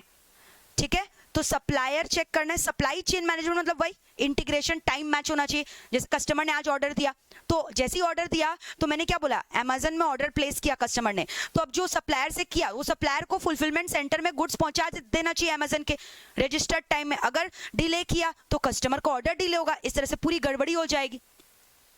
ठीक है, तो right time, right quantity, right quality, financially and operationally viable होना, फिर सप्लायर के पास एनफ स्टॉक मेंटेन होना चाहिए, डिलीवरी टाइम एकदम शॉर्ट होना चाहिए, सब कुछ सही होना चाहिए। राइट टाइम में क्या आ गया, डिलीवरी टाइम हो गया। राइट टाइम का मतलब क्या हो गया, डिलीवरी टाइम के बारे में मैंने बता दिया है ना, टाइम ऑफ डिलीवरी शॉर्ट होना चाहिए। ठीक है। और राइट क्वांटिटी का मतलब मैंने बोल दिया कि एडुकेट स्टॉक होना चाहिए सप्लायर के पास। कोई बड़ा ऑर्डर आ गया, मान लो सप्लायर बोला नहीं मैं स्टॉक आउट हो गया, नाम खराब हो जाएगा ना ई कॉमर्स वेंडर का। क्लियर है? तो वेंडर को इंश्योर करना चाहिए कि उसका सप्लायर के संग और जो सप्लाई चेन मैनेजमेंट है उसका, जो कि पूरा ओवरसाइट करता है प्रोडक्ट फ्लो का from the place of wholesaler to retailer to final customer, वो बहुत ही ज्यादा स्ट्रांग है और एफिशिएंट और अच्छा है। इसके अलावा प्रॉपर वेयर हाउसिंग ऑप्शंस होने चाहिए। जैसे मैंने अभी आपको बोला ना, वेयर हाउसिंग ऑप्शंस नहीं रहेगा तो दिक्कत आएगा ना। जैसे ही ऑर्डर आया तो सप्लायर का क्या ड्यूटी था, ई कॉमर्स वेंडर का क्या ड्यूटी था कि उसको अमेजन के फुलफिलमेंट सेंटर में जो है सामान पहुंचा देना। अब वो अमेजन का ड्यूटी है कि वो वहां से कस्टमर के पास डिस्पैच करवाएगा अलग अलग टाइप के कोरियर कंपनी के सर्विसेज को यूज करके। तो warehousing operations, warehousing options भी होना चाहिए, नहीं तो ई कॉमर्स ट्रांजैक्शन फेल हो जाएगा, ई कॉमर्स ट्रांजैक्शन नहीं चलेगा। ठीक है, तो वेयर हाउसिंग ऑप्शंस होने चाहिए। इसके अलावा आप खुद बताओ और क्या होना चाहिए। अब जैसे मान लो कि कोई कस्टमर के पास गलत प्रोडक्ट चल गया, अभी हाल ही में ऐसा मेरे संग हुआ था। शॉपर स्टॉप ऐप से मैंने परचेज किया था ऑनलाइन, मेरी मम्मी का बर्थडे था, मैंने ऑर्डर किया था lipstick and all those cosmetic items, they all delivered me the expiry items. May be Covid के कारण उनके पास पुराने स्टॉक पड़े थे, उन्होंने मुझे पुराने स्टॉक डिलीवरी किया। तो अब मैंने फिर क्या किया, रिटर्न ऑर्डर प्रोसेस किया, मैंने रिटर्न के लिए रिक्वेस्ट किया, फिर वो लोग आए वहां से, तुरंत नेक्स्ट डे उन्होंने मेरा ऑर्डर लेकर, मेरा जो एक्सपायरी प्रोडक्ट था सब लेकर चले गए। तो यानी अगर इंस्टेंट रिटर्न एंड शिपिंग नहीं होगा तो किसी के पास भी ई कॉमर्स के ऊपर भरोसा नहीं रहेगा। अब मुझे ये चीज पता है कि गलत प्रोडक्ट आएगा तो तुरंत जो है वो रिटर्न हो जाएगा नेक्स्ट डे और विद इन अ डे और टू, तो मैं सेटिस्फाइड हूँ इस बात से। और हाँ, मेरा जो भी पैसा लगा है वो वापस मुझे रिफंड हो जाएगा। कैसे रिफंड होगा? कैश ऑन डिलीवरी तो नहीं होता जनरली, मेरे पेटीएम वॉलेट में आ जाएगा या मेरे अमेजन पे में आ जाएगा या मेरे शॉपर स्टॉप वॉलेट में आ जाएगा, जो भी मेरा ऐप है, या मेरे डेबिट कार्ड में, ये मेरे बैंक अकाउंट में डायरेक्टली क्रेडिट हो जाएगा, वॉट। मुझे इस चीज की श्योरिटी है, अश्योरेंस है। तो ये सब चीज यहाँ पे सप्लायर्स, जो सप्लायर्स होते हैं ना, जो वेंडर्स होते हैं, सॉरी जो ई कॉमर्स वेंडर्स होते हैं ना, उनको ये सब चीज का श्योरिटी देना पड़ेगा। ठीक है, संतुष्टि देना पड़ेगा कस्टमर्स को, उन्हें सांत्वना देना पड़ेगा कि इनकेस अगर आपको फॉल्टी प्रोडक्ट डिलीवर होता है तो आप घबराइएगा मत, हमारे पास ना रिटर्न ऑर्डर प्रोसेस करने का भी सिस्टम है। ठीक है, तो रिटर्न एंड प्रोसेसिंग समझ में आया, शिपिंग एंड रिटर्न। तो shipping and return should be also very speedy, shipping and return should be also very speedy. अब जैसे मैंने एक तो आपको ये एग्जांपल दिया जहाँ पे तुरंत मेरे डिफेक्टिव प्रोडक्ट्स को ले गया था वापस, लेकिन एक बार मेरे संग ऐसा हुआ था, मेरा मोबाइल फ़ोन ना पूरा टूट गया था, तो मैंने इंश्योरेंस ले रखा था, तो मैंने अपना फ़ोन दे दिया उस कंपनी को, वो लोग ऑनलाइन ले गए मेरे, मतलब कि घर में आके मुझे सर्विस दिया, मेरा फ़ोन ले गए। बट आप विश्वास नहीं करोगे, 2 महीने हो गए, 3 महीने हो गए, उन्होंने ना मेरा फ़ोन रिपेयर करके रिटर्न ही नहीं किया। मैं बहुत टेंशन में आ गई कि यार मुझे फ़ोन देंगे भी कि नहीं, कोई फ्रॉड कंपनी के संग तो इंश्योरेंस लेकर मैं नहीं बैठ गई। तब मेरा उस कंपनी पे भरोसा उड़ गया। अब मैं रिकमेंड ही नहीं करूंगी किसी को भी कि वो उसके संग इंश्योरेंस ले। मुझे नाम याद नहीं आ रहा क्योंकि इस बात को 2-3 साल हो गए, वो इंश्योरेंस कंपनी का मुझे नाम याद नहीं आ रहा है मोबाइल फोन्स के, तो आप समझ रहे हो। तो इसलिए शिपिंग एंड रिटर्न पॉलिसी जो होते हैं ना ई कॉमर्स वेंडर्स आप समझ गए, जो सेल कर रहे हैं, उनका ये सब पॉलिसी बहुत स्ट्रांग होना चाहिए। इसके अलावा ई कॉमर्स कैटलॉग्स होने चाहिए। ई कॉमर्स कैटलॉग्स का मतलब जैसे हम लोग फिजिकल कैटलॉग्स देखते हैं ना, वैसे ई कॉमर्स कैटलॉग्स भी होते हैं। ई कॉमर्स कैटलॉग्स मतलब जैसे आप अमेजन के साइट में जाते हो तो आपको कैटलॉग्स दिखाते, प्रोडक्ट के डिस्प्ले दिखाते, अलग अलग प्रोडक्ट्स उनके फोटोज के संग, और कोई मॉडल और कोई एक्ट्रेस उन्हें डिस्प्ले करती है, तो कैटलॉग इसी को तो बोलते हैं ना। और फिर सारा कैटेगरी वाइज रहता है, men's apparel, women apparel, electronic items, household item, इस तरह से पूरा एक कैटेगरीज बनाया हुआ, कैटलॉग बनाया हुआ है। तो ये प्रॉपर कैटलॉग पे आपको वर्क करना है, खर्चा करना है। कैटलॉग अच्छा रहेगा ना तो ऑटोमेटिकली जो है कस्टमर्स आपके चीजों को ऑनलाइन परचेज करने वाले हैं। ठीक है, इसके अलावा मार्केटिंग मैंने आपको बोला था ना, लोग मार्केटिंग करते हैं कैसे, sponsored by Amazon best seller choice. फिर इसके अलावा मार्केटिंग और भी तरीके से होता है, कूपन्स एंड डील्स देकर, है ना। अलग से मोबाइल ऐप्स ये सब जो होते हैं ना, उसमें एक टिकटिंग मॉड्यूल होता है जहाँ पे बताते हैं इतने डिस्काउंट मिलेंगे, इतने आपको आपके वॉलेट में इतने 100 रिवॉर्ड पॉइंट्स ऐड हो जाएंगे। तो ये सारे मार्केटिंग स्ट्रैटेजी है जिसको मार्केटिंग एंड लॉयल्टी प्रोग्राम्स बोलते हैं, मार्केटिंग एंड लॉयल्टी प्रोग्राम्स। तो ये बहुत ईजी आपको नहीं लगता। एक वेंडर ने जब ई कॉमर्स ठान लिया कि उसको ना गुड सेल करना है ई कॉमर्स मोड से, तो अब एक फिजिकल जो सेलर होता है वो भी तो मार्केटिंग करता है, वो भी तो सब डिस्काउंट देता है, तो वैसे ही ऑनलाइन में भी देना पड़ेगा। तो वैसे याद कर लो कनेक्ट करके, है ना। तो क्या क्या ई कॉमर्स वेंडर्स को क्या क्या फैसिलिटीज देनी पड़ेंगी, उनको इंश्योर करना पड़ेगा कि उनके जो सप्लायर्स है वो तुरंत जस्ट इन टाइम डिलीवरी करे, supply chain management fully integrated है, वेयर हाउसिंग ऑप्शंस अच्छा है, शिपिंग एंड रिटर्न का पॉलिसी एक्टिवेटेड है, कैटलॉग्स बहुत अच्छे हैं ताकि वो प्रोडक्ट के बारे में, उनके प्राइसेस के बारे में सब कुछ प्रमोट कर सके, मार्केटिंग स्ट्रेटेजीज है ना, इसके अलावा लॉयल्टी बोनस पॉइंट्स एटसेट्रा ये सब है। इसके अलावा आपको नहीं लगता security, confidentiality of the customers data is also very much important, तो सिक्योरिटी भी तो होना चाहिए, ठीक है, तो प्राइवेसी भी होना चाहिए और सिक्योरिटी भी होना चाहिए। प्राइवेसी और सिक्योरिटी दोनों का मतलब बताओ क्या हो गया। प्राइवेसी मतलब तो मेरा जो भी डेटा मैंने आपके संग शेयर किया, डेटा मतलब आपको पता है, मैंने अभी बोला मोबाइल में भी आप रजिस्टर करते हो तो आपको अपना आईडी क्रिएट करना पड़ता है अमेजन के संग, जो आपको name, address, phone number, email ID, सारे डिटेल्स देने पड़ते हैं, जेंडर एटसेट्रा एटसेट्रा सब कुछ देना पड़ता है प्राइवेसी। तो कहीं ऐसा नहीं हो कि आपका ये जो कॉन्फिडेंशियल इंफॉर्मेशन है ना वो लीक आउट हो जाए।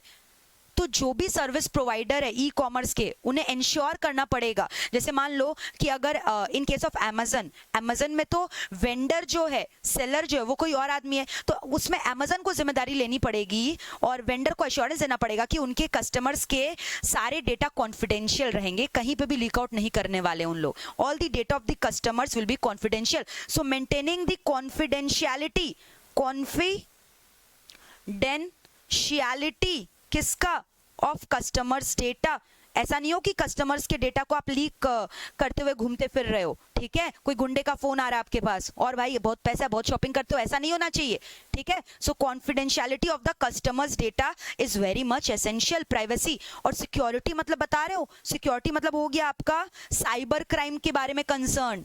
ऐसा नहीं है कि आपने जो डेबिट कार्ड, क्रेडिट कार्ड, कितना बार ऑप्शन आता है ना कि आप डेबिट कार्ड, क्रेडिट कार्ड के जो डिटेल्स है सेव कर सकते हो, है ना, ई कॉमर्स वेंडर्स के वेबसाइट में जाकर, तो आप सेव करते हो क्यों, क्योंकि आपका रेकरिंग ट्रांजैक्शंस हो रहा है। तो ऐसा नहीं है कि आपने जो डिटेल सेव कर रखा है ना वो डिटेल का मिसयूज हो रहा है, कोई हैकर बैठा है जो हैक कर रहा है और आपके पैसे जो है डेबिट होते जा रहे हैं बैंक अकाउंट से।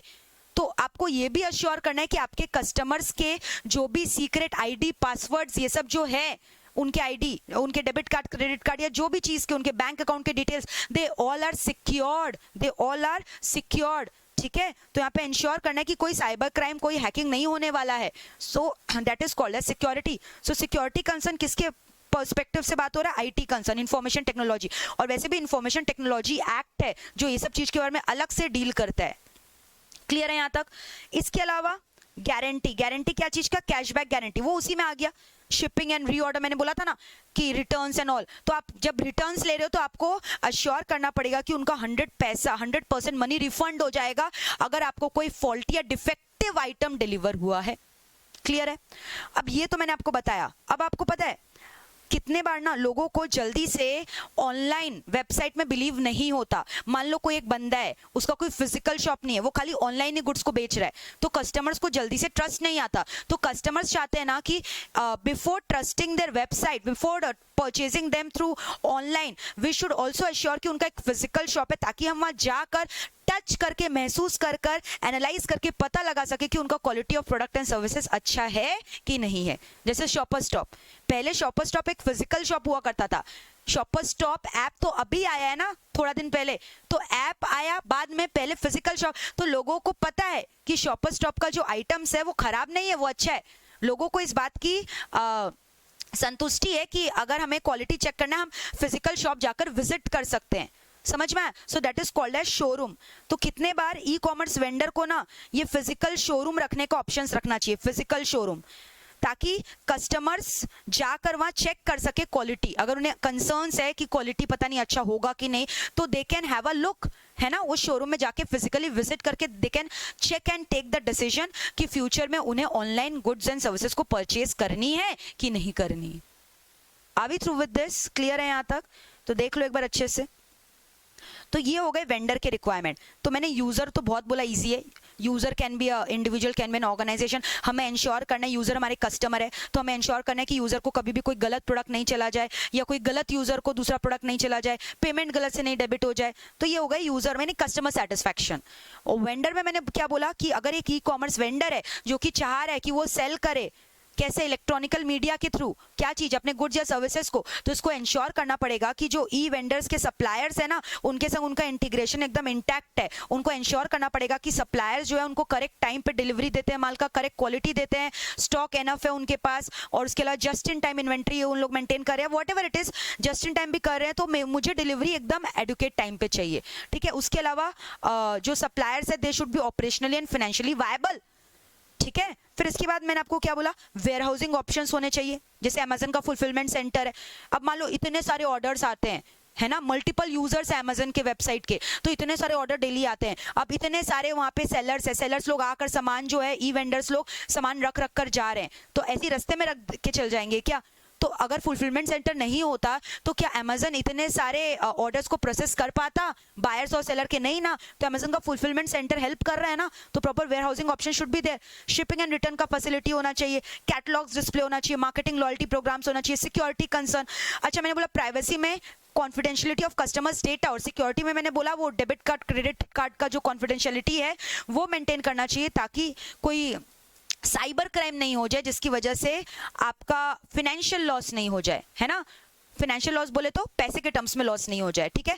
और guarantee for cashback if the product delivered is faulty और डिफेक्टिव एक्सेट्रा। फिजिकल शोरूम का भी ऑप्शन कंसिडर करना चाहिए अगर उन्हें लॉन्ग टर्म रिलेशन बना के रखना है कस्टमर से, और अगर वो लॉन्ग टर्म प्लेयर्स है मार्केट के।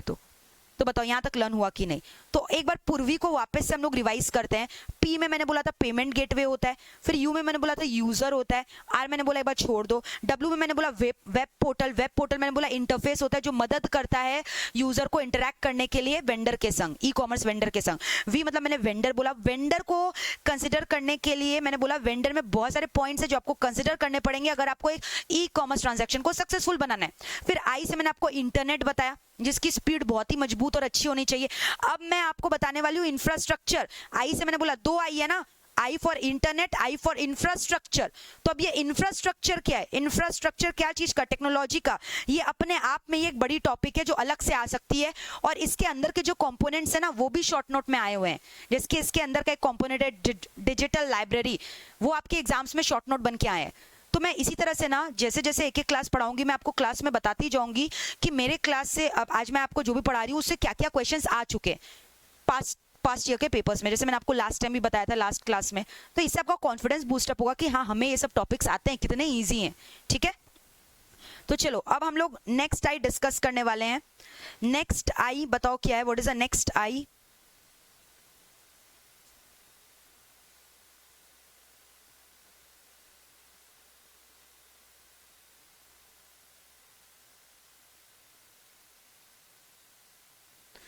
Infrastructure technology.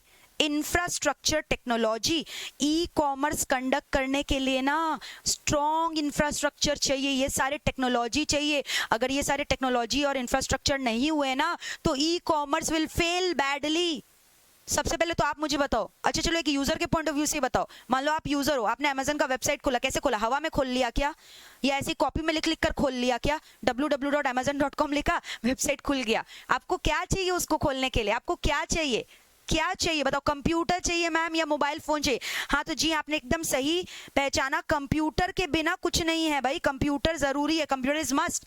अब जैसे मैंने बोला ना शॉपर स्टॉप ने ऑनलाइन गुड्स बेचा शॉपर स्टॉप का ऐप बनाकर, तो ये जो शॉपर स्टॉप का ऐप बनाया जाए, इतने सारे डिटेल भर रखे, इतने सारे डेटा भर रखे, इतने सारे कस्टमर्स के डेटा को फीड कर रखे हैं, तो एक डेटाबेस चाहिए ना हमें जहाँ इतने सारे information of the multiple user about the multiple product about the multiple services which our companies offering, ये सारी डिटेल्स मैं कहाँ कंटेन करके रखूं? एक कंप्यूटर में तो मैं नहीं कंटेन करके रख सकती, मुझे एक इसके लिए बड़ा डेटाबेस चाहिए। और आजकल तो लोग क्या है, क्लाउड कंप्यूटिंग यूज करते हैं, शेयर टेक्नोलॉजी यूज करते हैं, है ना, शेयर डेटाबेस टेक्नोलॉजी यूज करते हैं which is known as cloud computing. वो हम लोग डिटेल में डिस्कस करेंगे आगे जाकर, बहुत मजा आने वाला है। ठीक है, तो एक तो बताओ कंप्यूटर तो हमें चाहिए, इसके अलावा मैंने बोला इतने सारे डिटेल है, कहाँ जाके मैं सेव करूँ? उसके लिए मुझे सर्वर चाहिए, डेटाबेस चाहिए। तो मुझे कंप्यूटर चाहिए, मुझे सर्वर चाहिए, मुझे डेटाबेस चाहिए। इसके अलावा मैम और क्या चाहिए? अगर मान लो मैं एक ई कॉमर्स वेंडर हूं, ठीक है, अब ई कॉमर्स वेंडर सोचेगा यूजर के पॉइंट ऑफ व्यू से कि यूजर को एक इंटरफेस देना पड़ेगा ना जिससे वो लॉग इन कर सके मेरे कंपनी के अंदर। तो कंपनी के अंदर लॉग इन कैसे करेगा, मुझे एक वेबसाइट बनानी पड़ेगी। अगर मैं वेबसाइट नहीं बना रही हूँ, अगर मुझे, और आजकल तो ना लोग कंप्यूटर ये सब ज्यादा यूज करने से अच्छा क्या प्रेफर करते हैं कि जो हाथ में डिवाइसेस है उसी से उन लोग ऑर्डर कर सके, यानी मोबाइल फोन से ऑर्डर कर सके। तो मोबाइल फोन में मेरा गुड्स बिक जाए आसानी से, तो इसके लिए तो मुझे मोबाइल ऐप बनानी पड़ेगी। तो आप समझ रहे हो, e commerce technology, e commerce को फुलफिल करने के लिए आपको क्या क्या चाहिए, आपको कंप्यूटर चाहिए, आपको सर्वर चाहिए, आपको डेटाबेस चाहिए, आपको मोबाइल ऐप चाहिए जो कि कंज्यूमर्स को, एंड यूजर्स को एक कन्वीनियंट डायरेक्शन देगा, एक कन्वीनियंट पॉइंट ऑफ व्यू देगा कि वो आसानी से जो है ना मोबाइल फोन से ऑपरेट करके ऑर्डर कर सके। अब जैसे आप समझ लो, आपको कुछ एक ऑनलाइन चीज ऑर्डर करनी है, जैसे मुझे ही समझ लो, मुझे ना एक ऑनलाइन ड्रेस ऑर्डर करनी है, मुझे एक पार्टी में जाना, मुझे ऑनलाइन ड्रेस ऑर्डर करनी है। मुझे अचानक से रात में याद आया कि यार कल तो मेरी फ्रेंड की बर्थडे पार्टी है, मैंने तो ऑनलाइन ड्रेस ऑर्डर ही नहीं की है अभी तक, मेरे पास तो ड्रेस ही नहीं है, और थी मैं ब्लैक ड्रेस, तो मुझे ब्लैक ड्रेस चाहिए। अभी देख रहे थे ना, थोड़ी देर पहले मैं ब्लैक ड्रेस सर्च कर रही थी, तो मुझे तो ब्लैक ड्रेस चाहिए। अरे यार लैपटॉप तो बैग में, कौन लैपटॉप जाके निकालेगा, छोड़ो ना। तो अब एक चीज बताओ, अगर मेरे पास मोबाइल फोन, तो आपको पता है हम लोग तकिए के नीचे रख के सोते हैं, तो अब तुरंत मेरे दिमाग में क्या आएगा, लैपटॉप दूर है तो क्या हो, मोबाइल तो है मेरे हाथ में। तुरंत मैंने मोबाइल फोन खोला, मोबाइल फोन में लॉग इन किया, अमेजन का ऐप गई, मैं अमेजन के ऐप में मैंने लॉग इन किया, ब्लैक ड्रेस सर्च किया, पसंद आया, ऑर्डर किया, पेमेंट किया, कल डिलीवरी हो गया, है ना। समझ रहे हो मेरी बातों को। तो यहाँ पे क्या हो रहा है, तो ये बात जो ई कॉमर्स का वेंडर है ना, जो सेलर है, उसको भी ये बात अच्छे से पता है कि कंप्यूटर से ज्यादा पॉपुलर क्या होगी आजकल, hand held devices, hand held जो हाथ में पकड़ सकते हैं लोग, फ्री में घूमते हैं हाथ में पकड़ के, है ना, फोन्स, टैबलेट्स, पीडीएस, है ना, ये सब अलग अलग टाइप की चीज हो गए। तो अब इनके लिए, इनमें ताकि जो ये जो मैंने बोला ट्रांजैक्शन एफिशिएंटली हो जाए, इनके लिए उन्हें एक सॉलिड मोबाइल ऐप डिवाइस करना पड़ेगा, है ना, ऐसा मोबाइल ऐप डाउनलोड करना, बनाना पड़ेगा, डिवाइस करना पड़ेगा जो सब मोबाइल फोन में हो सके, चल सके। अब आपको पता है अलग अलग कंपनीज की अलग अलग मोबाइल की फोन्स यूज करने की ऑपरेटिंग सिस्टम आती है। जैसे अगर मैं सैमसंग फोन की बात करूं, सैमसंग कंपनी की, सो दे आर एंड्रॉइड यूजर्स, वहां पे ऑपरेटिंग सिस्टम कौन सा है, सैमसंग फोन का एंड्रॉइड यूजर्स है उन लोग, वहां एंड्रॉइड ऑपरेटिंग सिस्टम होता है, ठीक है, which is an open source operating system, जो कि गूगल से लिंक्ड, आप गूगल से सब कुछ कर सकते हो वहां पे। लेकिन यही मैं एप्पल की बात करूं, एप्पल फोन की, तो वहां पे क्या होता है, वहां पे ऑपरेटिंग सिस्टम एंड्रॉइड नहीं है, वहां आईओएस है। तो अब बताओ, अब जो मोबाइल ऐप आपको पता है सैमसंग के फोन में चलेगा, एंड्रॉइड यूजर में हो सकता है वो आईओएस में नहीं चले, ऑपरेटिंग सिस्टम आर डिफरेंट ना, तो अब उसके लिए अलग ऐप बनाओ, इसके लिए अलग ऐप बनाओ। तो आप समझ रहे हो, ये ऐप बनाना कोई छोटे मोटे लोग का काम नहीं है, इसके लिए huge amount of investment is required, huge amount of technology is required. और प्लस आपने मान लो एक बार ऐप बनाया एप्पल में, फिर आपको उसको अपडेट करना पड़ेगा ना सैमसंग में भी, क्योंकि दोनों का ऑपरेटिंग सिस्टम अलग अलग है, समझ रहे हो। तो ये जो मोबाइल ऐप है ये भी बहुत जरूरी है बनाना, ठीक है। तो अब मोबाइल ऐप हम लोग एक बार डिटेल में मैं वापस एक बार आपको पढ़ाऊंगी, अभी मैं आपको सिर्फ बता रही हूँ इंफ्रास्ट्रक्चर में क्या क्या आता है। फिर इसके अलावा मैंने आपको बोला डिजिटल लाइब्रेरी के बारे में, मैंने आपको बताया था, जिसके ऊपर 2 बार आज तक शॉर्ट नोट आया है, एक बार 2 मार्क्स का, एक बार 3 मार्क्स का। डिजिटल लाइब्रेरी, डिजिटल लाइब्रेरी क्या होता है हम लोग करेंगे डिटेल में डिस्कस। इसके अलावा और एक चीज है, जो कम्युनिकेशन हम लोग करते हैं ना, उसको क्या बोलते हैं, एक्सचेंज ऑफ इन्फॉर्मेशन। तो इन्फॉर्मेशन का एक्सचेंज कैसे हो रहा है, इन्फॉर्मेशन एक्सचेंज, इसके लिए कोई स्टैंडर्ड प्रोटोकॉल्स होने चाहिए, रूल्स होने चाहिए, ताकि यूनिफॉर्मिटी रहे इन्फॉर्मेशन एक्सचेंज में, बिकॉज इतने सारे मल्टीपल यूजर्स होते हैं एक संग जो एक्सेस कर रहे हैं, है ना, ई कॉमर्स साइट को, एटसेट्रा, ठीक है। तो अब एक एक करके हम लोग डिस्कस करेंगे कि इंफ्रास्ट्रक्चर टेक्नोलॉजी में क्या क्या चाहिए। अगर आप एक ई कॉमर्स वेंडर हो तो आपको इंश्योर करना है कि आपको मोबाइल फ्रेंडली ऐप बनाकर देना है, ठीक है।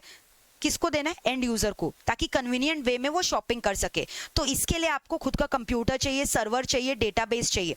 सर्वर क्या हो गया, कंप्यूटर क्या हो गया, मान लो कंप्यूटर क्या हो गया, जैसे एक यूजर जैसे एक क्लाइंट है, ठीक है। तो यूजर ने क्या किया, क्लाइंट कंप्यूटर में बैठकर क्वेरी जनरेट की, यूजर ने क्लाइंट कंप्यूटर में बैठकर क्वेरी जनरेट की, ठीक है। ये देखो एक कंप्यूटर है, तो यहाँ पे कौन बैठा है, कि यूजर बैठा है। यूजर ने यहाँ पे क्या किया, मान लो यूजर ने www.amazon.com खोला, यूजर ने www.amazon.com खोला, और यूजर ने www.amazon.com खोलकर वहां पे क्या लिखा, मान लो ब्लैक ड्रेस, उसे ब्लैक ड्रेस ढूंढना है, तो एक क्वेरी रेस किया, है ना, तो क्वेरी जनरेट किया। अब ये क्वेरी कहाँ पे चला गया, अमेजन का जो सर्वर है वहां पे ये क्वेरी चला गया, ठीक है, समझ में आया। अब मैंने आपको बोला ना सब कुछ कहाँ पे स्टोर होता है कंपनी का, सारे जो डिटेल्स है वो कहाँ है, डेटाबेस एक मेंटेन करके रखा है, तो एक डेटाबेस में ये सारे डेटा स्टोर है। ये ब्लैक ड्रेस के बारे में कि कौन कौन से सेलर है ये जो ब्लैक ड्रेस बेच रहे हैं, और फिर उसका प्राइस कितना है, फिर उसके बाद क्या क्या डिटेल्स है, कब डिलीवरी हो सकता है, कौन कौन से सेलर्स है जो इसको बेच रहे हैं, तो ये सारे डिटेल्स कहाँ पे स्टोर्ड है, डेटाबेस में। ये सारे डिटेल्स कहाँ पे स्टोर्ड है मुझे बताओ, डेटाबेस में।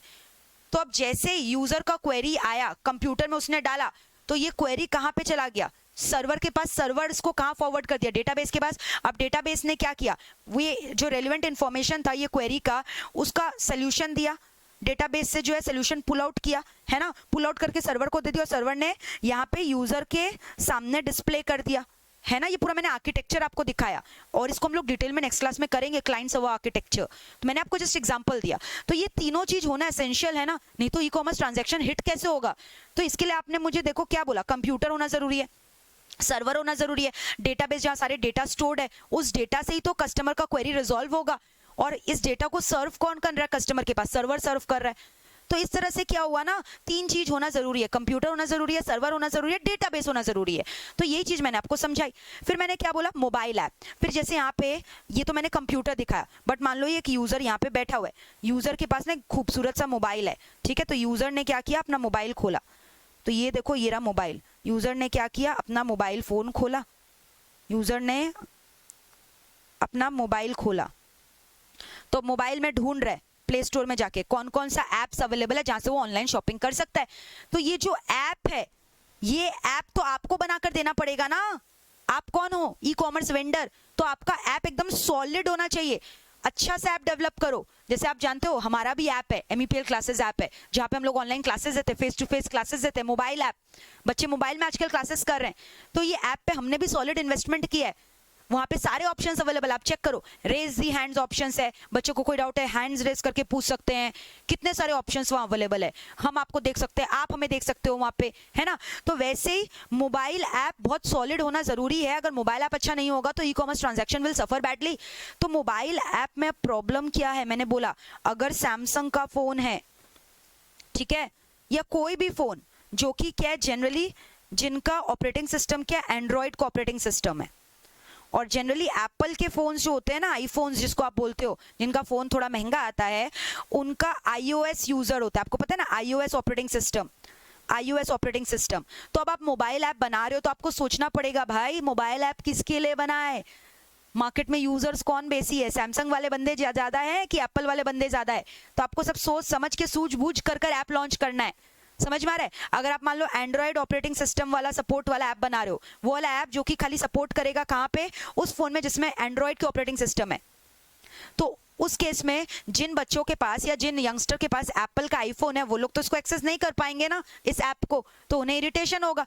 तो ऐसा ऐप बनाओ जहाँ पे ये दोनों जो ऑपरेटिंग सिस्टम है वो आप यूज करवा सकते हो, दोनों ऐप को वो सपोर्ट कर सकते हैं, मतलब ऐसा ऐप बनाओ जो कि सपोर्ट करने वाला है दोनों ऑपरेटिंग सिस्टम को, बट वो बहुत ज्यादा कॉम्प्लिकेटेड होता है और बहुत टाइम और पैसा लगता है, समझो मेरी बातों को। तो इसीलिए आप देखोगे अगर मैं फॉरेन कंपनीज का बात करूं तो उनका जितना भी ये सब उन लोग बनाते हैं ना ऐप, उनका ऐप जनरली वो वाले ऐप ऑपरेटिंग सिस्टम पे होता है जो एप्पल के आईफोन को सपोर्ट करते हैं, यानी iOS ऑपरेटिंग सिस्टम में होता है जनरली, क्योंकि बाहर में फॉरेन में एप्पल यूजर ज्यादा है।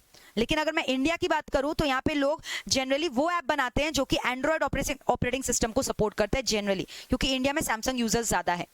और वैसे अलग अलग टाइप के ऑपरेटिंग सिस्टम होते हैं, you must have heard about Tizen, blackberry, है ना, ये सारे अलग अलग ऑपरेटिंग सिस्टम्स होते हैं, इतने सारे ऑपरेटिंग सिस्टम आपने सबके नाम सुने होंगे, ठीक है। तो ये मैंने आपको कॉमन एग्जाम्पल दिया। अब आपने डिसाइड कर लिया, तो इसीलिए ना आपके बुक्स में लिखा है कि इससे बेहतर है कि आप ऐसा वेबसाइट बनाओ जो मोबाइल फ्रेंडली है, क्योंकि वेबसाइट्स में क्या होता है जनरली फोन्स का ऑपरेटिंग सिस्टम सपोर्ट करना नहीं करना उसका प्रॉब्लम नहीं होता, तो आप एक वेबसाइट बना लो सच्चा।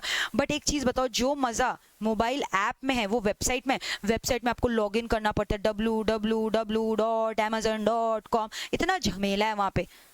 ऐप में तुरंत ऐप खोला, आपको कुछ करना ही नहीं, ठीक है।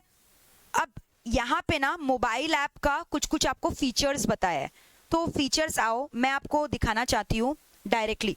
पहले आप मुझे एक चीज़ बताओ, पहले आप मुझे एक चीज़ बताना कि कभी फिजिकली परचेज करने गए हो कोई मॉल में? मान लो आप शॉपर स्टॉप मॉल जाते हो, कभी गए हो shopper stop?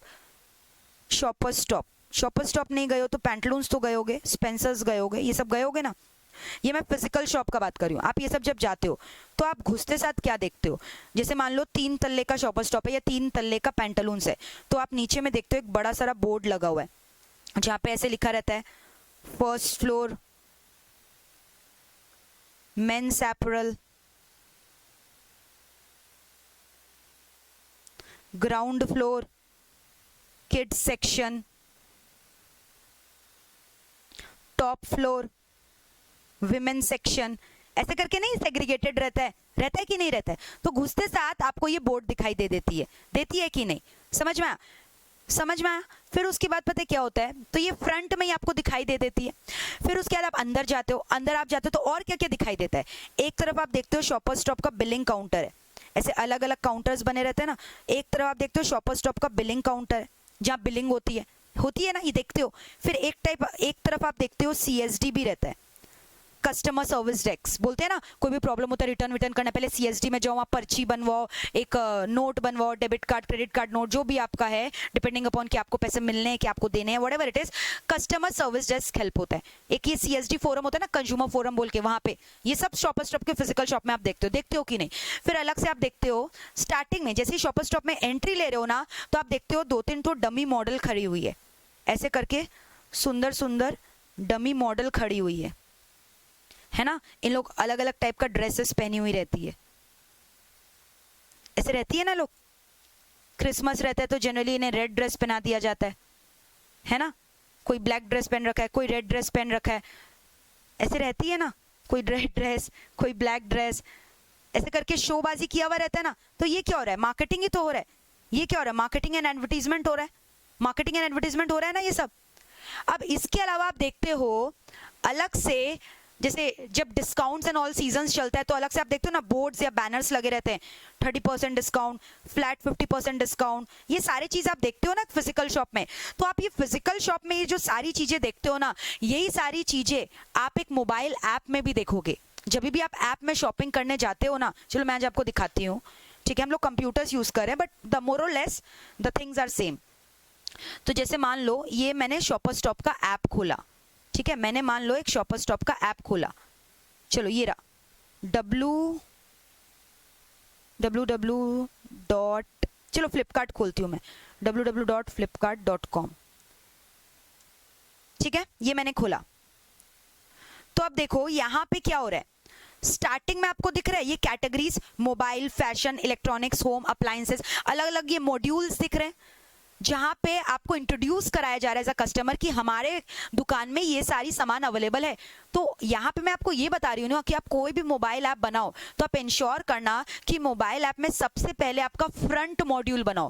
Front module will actually give a categorisation of the product and services which your shop is selling, which your online shop is selling actually.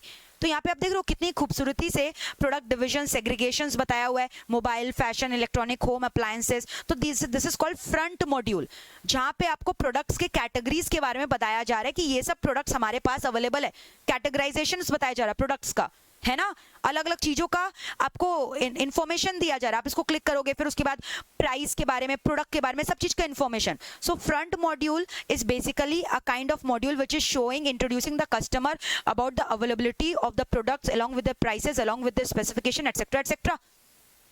तो एक मोबाइल ऐप जब भी बनाओ तो ये फ्रंट मॉड्यूल तो होना ही चाहिए। जैसे एक शॉपर स्टॉप दुकान आप गए तो वहां पे हुआ। सेकंड, और क्या मॉड्यूल होने चाहिए? Ticketing module. और एक क्या मॉड्यूल होना चाहिए? टिकटिंग मतलब टिकट्स बेच रहा है क्या? नहीं, जैसे आपको मैंने बोला ना ऑनलाइन वाउचर्स ये सब रहते हैं, ऑनलाइन वाउचर्स, डिस्काउंट कूपन। जैसे आप स्विगी में ऑर्डर करते हो तो रहता है ना 20% डिस्काउंट, इतने कूपन्स मिलेंगे, इतने पॉइंट्स ऐड हो जाएंगे, तो हो गए voucher. Ticketing, tickets and coupons वाले मॉड्यूल। तो टिकटिंग एंड कूपन्स मॉड्यूल भी होना चाहिए। जैसे यहाँ पे देख रहे हो टिकटिंग एंड कूपन मॉड्यूल, ये रहा अप टू 3750 इंस्टेंट डिस्काउंट, है ना। ये सब क्या है? डिस्काउंट्स के शो करने के तरीके। ओ गॉड, कहाँ गया? ठीक है, चलो वापस से चलते हैं। फिर जैसे आप यहाँ पे देख रहे हो बिग सेविंग डेज, इतना से इतना, शॉप नाउ 10% इंस्टेंट डिस्काउंट, तो ये सब क्या टिकटिंग मॉड्यूल्स है ना। फिर उसके बाद इतना परचेस करोगे तो आपका ई वॉलेट्स में पॉइंट्स ऐड हो जाएगा, इतने पॉइंट्स ऐड हो गए, उतने पॉइंट्स ऐड हो गए, तो ये हो गया टिकटिंग मॉड्यूल। तो ये सब आप देख रहे हो टिकटिंग मॉड्यूल है। ये हो गया फ्रंट मॉड्यूल, और जो कूपन्स एंड वाउचर्स ऑफर कर रहे हैं, EMI transaction and all these thing discount, ये हो गए मेरे टिकटिंग मॉड्यूल। इसके अलावा आप ये सब देख रहे हो, best deal for the day, अभी आया था ना best deal for the day, by now, देख रहे हो, बाई 3 गेट 5% ऑफ, बाई मोर, ये सब एडवर्टीजमेंट ही तो है। ये लड़की को यहाँ पे ऐसे छोटी बच्ची को बैठा रखा है और ऐसे साइन दिखा रखा है ताकि आप अट्रैक्ट हो, उसको खोलो, ये सब एडवर्टीजमेंट करने का ही तो तरीका है। तो ये सब जो आप देख रहे हो नीचे में आ रहा है फोटोज के संग, जैसे फिजिकल शॉप में एडवर्टीजमेंट क्या हो, पुतला लोग को कपड़ा पहना कर red dress black dress display कर देते हैं, वैसे यहाँ पे भी तो मॉडल्स लोग को डिस्प्ले कर रहे हैं ना इस तरह से, तो ये भी तो एडवर्टीजमेंट मॉड्यूल हो गया, टुडेज फैशन डील, तो ये हो गया मेरा एडवर्टीजमेंट मॉड्यूल, मार्केटिंग मॉड्यूल। तो एक तो मैंने बोला एकदम फ्रंट मॉड्यूल जो एकदम फ्रंट में होना चाहिए, जैसे ही ऐप खोला ये सारी चीज आपको दिखनी चाहिए कि जो बंदा है वो प्रोडक्ट क्या क्या बेच रहा है, बंदा कौन, ऑनलाइन वेंडर, ठीक है। उसके बाद मैंने क्या बोला, क्या होना चाहिए, टिकटिंग मॉड्यूल, जहाँ पे डिस्काउंट्स एंड ऑल सब डिस्प्ले हो रहे हैं, कूपन वाउचर्स ये हो रहे हैं। फिर उसके बाद मैंने आपको क्या बोला, ये सारे मॉडल्स को देख रहे हो, कपड़ा पहन पहन के दिखा रही है, डिस्प्ले कर रही है, मार्केटिंग कर रही है, वो एडवर्टीजमेंट एंड मार्केटिंग मॉड्यूल, ठीक है। फिर इसके अलावा आप देखते हो मोर ऑप्शंस में आप जाओगे, 24/7 कस्टमर केयर, जैसे इसको क्लिक किया देख रहे हो, ये मॉड्यूल खुल गया, कस्टमर केयर मॉड्यूल है ना। तो कस्टमर के संग, जैसे याद है मैंने फिजिकल शॉप में बोला था सीएसडी होता है, हेल्प सेंटर्स, तो ये हेल्प सेंटर्स ये क्या हो गए, customer feedback module, customer help module, customer service module, तो ये मॉड्यूल भी होना जरूरी है ऐप में। तो एक ऐप को अच्छा बनाने के लिए ई कॉमर्स ऐप में क्या क्या एसेंशियल मॉड्यूल्स होने चाहिए, एक फ्रंट मॉड्यूल जो इंट्रोड्यूस करवाएगा about the availability of the different products. फिर इसके बाद मैंने आपको क्या बोला, इसके अलावा और क्या होना जरूरी है, मैंने बोला टिकटिंग मॉड्यूल, मार्केटिंग मॉड्यूल होना जरूरी है। इसके अलावा मैंने आपको क्या बोला, क्या होना जरूरी है, मार्केटिंग मॉड्यूल होगा। और फिर उसके बाद मैंने क्या बोला अभी, कस्टमर हेल्प है ना, कस्टमर सर्विस डेस्क मॉड्यूल होना जरूरी है। और आप बताओ, मैंने एक चीज और बताया था, और क्या होना चाहिए यहाँ, पेमेंट मॉड्यूल, जैसे बिलिंग काउंटर होता है ना, वैसे यहाँ पे भी तो पेमेंट मॉड्यूल होता है। जैसे याद है जब मैंने स्टार्टिंग में आपको पेमेंट गेटवे समझाया था, तो मैंने बोला था ना ये कार्ट में ऑप्शन है, मैंने पेमेंट क्लिक किया तो इतने सारे ऑप्शंस आ गए, पेमेंट के ऑप्शंस है, ठीक है। तो हो गए पेमेंट मॉड्यूल, है ना, पेमेंट मॉड्यूल देख रहे हैं, वॉलेट्स एंड ऑल ऑप्शंस है ना, पेमेंट, पेमेंट, ये सारे पेमेंट मॉड्यूल है, तो पेमेंट मॉड्यूल भी होने चाहिए। तो एक ऐप में क्या क्या होना जरूरी है, अगर आपको एक ऐप को सक्सेसफुली बनाना है तो ऐप के अंदर क्या क्या होना जरूरी है। आप जब भी एक मोबाइल ऐप खोलोगे ना तो आपको ये सारे चीज दिखने जरूरी है। आप जब भी एक मोबाइल ऐप खोलोगे, तो अभी तक हम लोग सेकंड पॉइंट ही डिस्कस कर रहे हैं, ऐप्स होने चाहिए। अब आप जब भी एक ऐप खोलोगे तो ऐप के अंदर ये सारे खूबियां होनी जरूरी हैं, जैसे ये रहा अलग अलग मॉड्यूल्स, देख रहे हो अलग अलग मॉड्यूल्स। जैसे ऊपर में मैंने आपको क्या दिखाया, एकदम स्टार्टिंग में फ्रंट मॉड्यूल था, फिर नीचे में क्या थी, मॉडल्स लोग थी ना जो ऐसे कपड़े पहन के डिस्प्ले कर रही हैं, ठीक है। फिर उसके बाद मैंने आपको दिखाया 10% कैशबैक वाउचर्स, समझ रहे हो बातों को। तो देखो क्या हो रहा है,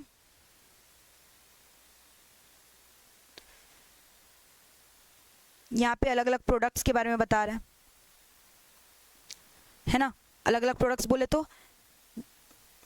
जैसे मैंने अभी बोला ना आपको इलेक्ट्रॉनिक, चलो उसको थोड़ा और सुंदर से बनाते हैं बड़ा करके।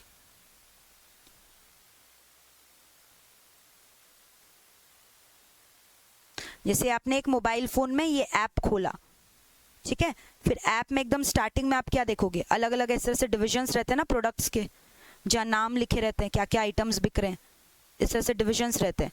तो ये जो मैंने बनाया ये क्या हो गया, फ्रंट मॉड्यूल हो गया ना। ये क्या हो गया, एक मोबाइल ऐप का, ये अलग से क्वेश्चन आ सकता है कि एक मोबाइल ऐप को अच्छा बनाने के लिए उसके एसेंशियल मॉड्यूल्स क्या होने चाहिए, तो ये मैंने बोला फ्रंट मॉड्यूल, ठीक है। फ्रंट मॉड्यूल में क्या हो रहा है, डिस्क्रिप्शन हो रहा है प्रोडक्ट का जो आप बेच रहे हो, जैसे मैंने बोला फैशन, है ना, फिर उसके बाद इलेक्ट्रॉनिक आइटम्स, एफएमसीजी गुड्स, फिर उसके बाद चाइल्ड के लिए कुछ अलग से, फिर उसके बाद मेडिसिन काउंटर अलग से।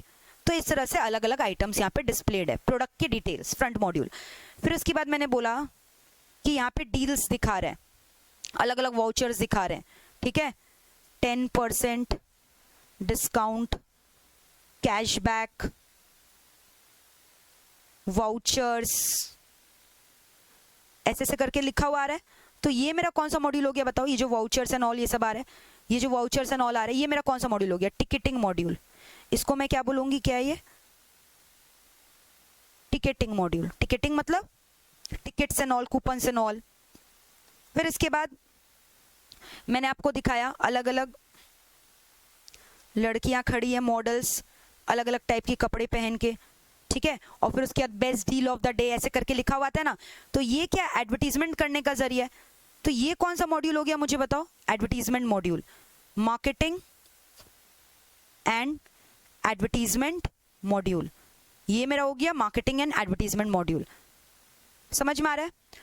फिर अलग से मैंने बोला कि आप देखोगे कस्टमर सर्विस डेस्क है, customer support team. Customer support team देख रहे हो ना, मैंने दिखाया ना ऊपर कस्टमर सपोर्ट टीम था। तो ये मेरा कौन सा मॉड्यूल हो गया?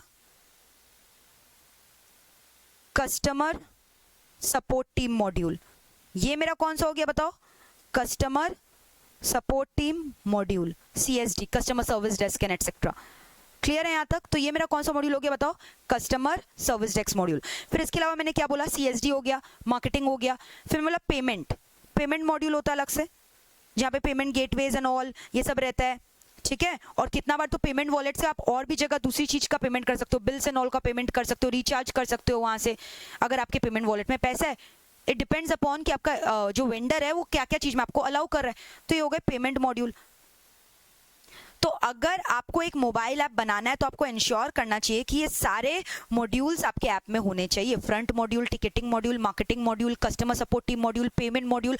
अगर ये सब मॉड्यूल नहीं होंगे ना तो आपका ऐप सक्सेसफुल नहीं हो सकता। तो आपको इंश्योर करना है ये सारे मॉड्यूल्स आपके ऐप में होने जरूरी हैं। लर्न हुआ? तो mobile app was a bigger topic. मैंने पहले आपको बोला कि अलग अलग ऑपरेटिंग सिस्टम में अलग अलग ऐप सपोर्ट होते हैं। फिर सैमसंग फोन्स जो होते हैं जनरली उसमें एंड्रॉयड के रहते हैं फीचर्स, और जो एप्पल यूजर्स होते हैं iOS ऑपरेटिंग सिस्टम। तो एक मोबाइल ऐप दोनों ऑपरेटिंग सिस्टम को जनरली सपोर्ट नहीं कर सकता। तो इसीलिए आपको मतलब देख कर कि कंज्यूमर्स किस टाइप के, उसके बेसिस पे आपको ऐप डेवलप करने चाहिए। बहुत कॉस्टली प्रोसेस होता है ये। और मैंने बोला अलग अलग टाइप के ऑपरेटिंग सिस्टम होते हैं। ये तो मैंने iOS और एंड्रॉयड बोला, इसके अलावा टाइजन बोला था, फायरफॉक्स के ऑपरेटिंग सिस्टम, ब्लैकबेरी के, विंडोज मोबाइल एक्सेट्रा, ठीक है। फिर मैंने आपको बोला अलग अलग मॉड्यूल्स होते हैं मोबाइल ऐप में। फ्रंट मॉड्यूल मैंने आपको बोला, लर्न करते जाओ मेरे संग। टिकटिंग मॉड्यूल हो गया, मार्केटिंग मॉड्यूल हो गया, कस्टमर सपोर्ट हो गया, मोबाइल बैंकिंग मॉड्यूल हो गया, customer support and information module हो गया। तो ये अलग अलग टाइप के मॉड्यूल है। Are we through with this? ठीक है। तो मैं आपको बता रही हूँ ना, आपको सिर्फ मेरा क्लास करना है। क्लास करने के बाद आपको बस वो हैंड रिटन नोट्स देखना है, पूरा लर्न हो जाएगा। मतलब क्लास करने के बाद आपको ये टॉपिक पढ़ने के लिए सिर्फ 20 से 25 मिनट लगने चाहिए। वापस पढ़ना ही नहीं है, फिर पूरा रट्टोफाई हो जाएगा, पूरा कॉन्सेप्चुअली और ऐसे अच्छे से। अभी थ्रू विद दिस? पूरा यहाँ तक क्लियर है? नेक्स्ट अब बताओ मुझे टेक्नोलॉजी में अभी हम लोग क्या डिस्कस कर रहे थे कि ई कॉमर्स को करने के लिए हमें क्या क्या टेक्नोलॉजी और हमारे पास क्या क्या इंफ्रास्ट्रक्चर होने चाहिए। तो एक तो मैंने बोला कंप्यूटर सर्वर डेटाबेस, ये वेंडर्स के पास होने चाहिए, कंप्यूटर यूजर्स के पास होने चाहिए। इसके अलावा मैंने बोला मोबाइल ऐप डेवलप करना चाहिए, सॉलिड वाला अच्छा एकदम कॉस्टली मोबाइल ऐप जो लॉन्ग टर्म चले आपका, ठीक है, यूजर फ्रेंडली होना चाहिए ऐप। फिर इसके अलावा मैंने आपको बोला था डिजिटल लाइब्रेरी। मैंने आपको क्या बोला था? Digital library. चलो मैं आपको इसका भी एग्जांपल दिखाऊंगी डिजिटल लाइब्रेरी का। चलो दिखाती हूँ। मैंने बोला ना पूरा आपको ये सब्जेक्ट प्रैक्टिकली पढ़ाने वाली हूँ, कुछ भी रट्टोफाई नहीं करना है। डिजिटल लाइब्रेरी आओ।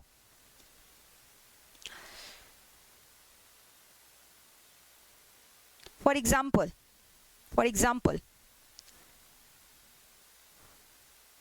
www.amazon.com, ठीक है, ये मैंने खोला।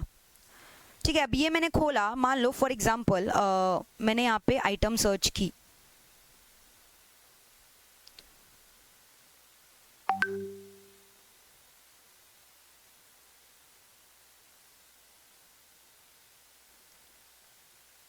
फ्लिपकार्ट में ही देख लेते, फ्लिपकार्ट डिस्कस करे थे ना एक बार, आप उसका इंटरफेस फिर ऐसे याद रहेगा। ये दिखाऊंगी तो ऐसे ओपनिंग मॉड्यूल एंड ऑल ये सब है ना, तो अच्छा लगेगा आपको देखने में। ठीक है, तो अब ये देखो यहाँ पे मैंने कोई एक प्रोडक्ट के बारे में लिखा, फॉर एग्जाम्पल चलो शूज लिख दिया। ठीक है, तो आप देख रहे हो इतने सारे ऑप्शंस आ गए, इतने सारे ऑप्शंस आ गए। तो ये देख रहे हो ड्रेसेस लिखा। चलो आप जानते हो कितने बार क्या होता है ना, हम लोग जैसे ऑनलाइन ऑर्डर करते हैं तो उसका वीडियो भी दिखाता है। जैसे अभी ये ड्रेसेस आप देख रहे हो, इसको आप क्लिक करते हो, यहाँ पे है कि नहीं मुझे नहीं पता। फिर अगर आपने कभी ऑनलाइन शॉपिंग की है, उनका वीडियोस भी जनरेट हो जाता है। जैसे आप इसको प्ले करोगे तो वो पूरी मॉडल ऐसे घूम घूम कर दिखाएगी, वीडियो चलेगा ना, वीडियो दिखाई देगा आपको। तो अब ये जब आप वीडियो पे क्लिक करते हो, जैसे यहाँ पे देख रहे हो इतने सारे इमेजेस है, तो ये सारे इमेजेस अगर मैं कंपनी के सर्वर में, कंपनी के डेटाबेस में स्टोर करूंगी ना, तो पूरा मेरा क्रैश हो जाएगा साइट। अब इतने मल्टीपल यूजर है, इतने जन एक संग इसको यूज कर रहे हैं, तो इतना सारा डेटा एक डेटाबेस या सर्वर में स्टोर करना पॉसिबल नहीं है। तो हम लोग ये जो ग्राफिकल कंटेंट होता है ना, ऑडियो, विजुअल, वीडियो, ऑडियो, ये सारे जो ग्राफिकल ऑब्जेक्ट्स आप देख रहे हो, लड़कियां कपड़े पहन के हैं, और ये सब आप जो देख रहे हो फोटोग्राफ्स एंड ऑल, वीडियोस भी रहते हैं कितना बार, तो ये जो है ना हमारे सर्वर में नहीं है, ये कहीं और जाके स्टोर्ड है। अब जब कस्टमर इसको क्लिक करता है ना, और ये सब जब आता है, तो एक्चुअल में क्या हो रहा है ना, वो सर्वर वहां हमारे एक लाइब्रेरी बना हुआ है, वो लाइब्रेरी से ये सारी चीजों को वहां से स्टोर रूम से निकाल कर आपको डिस्प्ले कर रहा है। क्योंकि हमारे वेबसाइट में सारी चीजों को स्टोर करना पॉसिबल नहीं है। हमारे स्टोर में हमने ये सब दिखा दिया कि ये सब मिल रहे हैं, ऐसे सब डेटा स्टोर्ड है। अब एक एक आइटम के ऊपर एक एक video, graphics, content, audio, video सबको स्टोर करना पॉसिबल नहीं है, हमारा सर्वर क्रैश हो जाएगा। तो इससे बेटर क्या है ना, ये सारी चीजों के लिए एक लाइब्रेरी बना दो। तो हम एक लाइब्रेरी में स्टोर करके रख रहे हैं। और ये लाइब्रेरी फिजिकल नहीं, डिजिटल लाइब्रेरी क्यों बोल रहे हैं इसको, क्योंकि यहाँ पे क्या हो रहा है, हम लोग डिजिटल ऑब्जेक्ट्स को स्टोर कर रहे हैं। डिजिटल ऑब्जेक्ट्स बोले तो टेक्स्ट, इमेजेस, विजुअल्स, वीडियो। तो कितने बार आप जब वीडियो प्ले करते हो ना, कितने बार ऐसा हुआ है, आप जैसे मान लो कोई वीडियो को प्ले करते हो ना, मोबाइल फोन में जनरली बहुत इजीली आप कर सकते हो इसको ऑपरेट। जैसे कि ड्रेसेस, मैं देखती हूँ यहाँ पे आता है क्या ड्रेस का वीडियो। तो आप जब वीडियो में क्लिक करते हो ना, वीडियो ऑप्शन में, तो जैसे मानो आपने वीडियो ऑप्शन में जब क्लिक किया, तो आप देखोगे वो वीडियो वहां नहीं प्ले होता है, बोलता है कि this will take, wait for a second, आपको कोई दूसरे साइट में वहां ले गया। मे बी इट में भी यूट्यूब में आपने खोलकर वीडियो देखा फिर उस ड्रेस के बारे में, तो वहां पे तो नहीं देखा ना वेबसाइट में, आप कहीं और दूसरे साइट में जाकर आपने वीडियो देखा उसके, उस प्रोडक्ट के ऊपर, तो वो दूसरी जगह जाकर जहां देखा ना, वही मेरा डिजिटल लाइब्रेरी है। So digital library is nothing but it's a kind of information retrieval system. We are retrieving the information that we have stored in the library. And library में क्या चीज stored है, डिजिटल ऑब्जेक्ट stored है, ठीक है। और वो digital object जो है वहां से लाइब्रेरी से निकाल कर कस्टमर्स को दिखा दिया जाता है।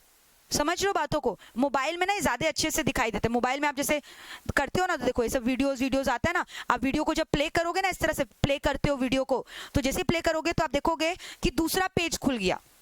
आप वो साइट को छोड़ दियो, वेबसाइट को, दूसरा पेज में जाके वीडियो देख रहे हो, तो जो दूसरी जगह जाकर देख रहे हो वही तो लाइब्रेरी है। तो इतने सारे ग्राफिकल कंटेंट होते हैं ना, सारे ग्राफिकल कंटेंट को ई कॉमर्स वेबसाइट में स्टोर नहीं किया जा सकता है, because of the limit of the space, because of the scarcity of the space availability, database server will crash. तो इसलिए अलग से डिजिटल लाइब्रेरी बनाया हुआ है। इसलिए अलग से क्या बनाया हुआ बताओ, डिजिटल लाइब्रेरी। तो अब इसके ऊपर बताओ शॉर्ट नोट आया था, अब नहीं लिख लोगे, 2 मार्क्स का मान लो मैंने बोला शॉर्ट नोट लिखो डिजिटल लाइब्रेरी के ऊपर, तो 2 कीवर्ड्स याद रखना है। एक तो इन्फॉर्मेशन रिट्रीवल सिस्टम हो गया, और ये क्या है, ये कलेक्शन है। क्या चीज का कलेक्शन है, डिजिटल ऑब्जेक्ट्स का कलेक्शन है ना। तो क्या बोलोगे, डिजिटल लाइब्रेरी क्या है, ये एक स्पेशल लाइब्रेरी है, स्पेशल लाइब्रेरी है जो कि क्या कंसिस्ट करके रखा है बताओ, डिजिटल ऑब्जेक्ट्स को, डिजिटल ऑब्जेक्ट्स को कंसिस्ट ऑफ करके रखा है। डिजिटल ऑब्जेक्ट्स मतलब क्या क्या कंसिस्ट कर रखा है, images, audio clips, video clips. बहुत बार ऐसा आप देखोगे मोबाइल फोन में, आप जैसे आप प्रोडक्ट में क्लिक करते हो ना, तो उसका पूरा वीडियो आ जाता है, और इनफैक्ट आप वीडियो देख के कंपेयर एंड कॉन्ट्रास्ट करते हो, और फिर आप डिसाइड करते हो क्या करना है। तो इसमें इमेज पूरा कलेक्शन है, इमेजेस का, ऑडियो का, वीडियो का, और ये सब कुछ कैसे स्टोर्ड है, इलेक्ट्रॉनिक मीडिया फॉर्मेट में। All these are stored as electronic, in electronic media format. ये फिजिकली स्टोर नहीं है, ऐसा नहीं कि कोई पेन ड्राइव में स्टोर किया हुआ है कुछ, सब इलेक्ट्रॉनिक मीडिया में स्टोर्ड है। अब जब भी कस्टमर को इन्फॉर्मेशन चाहिए उससे रिट्रीव करेगा। So this is nothing but, मैंने क्या बोला, information retrieval system. Digital library is nothing but an information retrieval system. अब 2 मार्क्स में आपको ये 2 पॉइंट लिखना है। एक तो डिजिटल ऑब्जेक्ट्स का ये कलेक्शन है, पॉइंट नंबर 1। आपको 2 कीवर्ड्स क्या लर्न करने हैं यहाँ, कि ये डिजिटल ऑब्जेक्ट्स का कलेक्शन है, point number 1, and point number 2 information retrieval system. ये 2 पॉइंट आप लिखोगे तो आपको श्योर 2 मार्क्स मिलेगा। ठीक है, ये क्या है, ये एक टाइप का इंफॉर्मेशन रिट्रीवल सिस्टम है। Very easy, digital library. कोई दिक्कत? चलो एक बार देख लो अच्छे से डिजिटल लाइब्रेरी क्या होता है।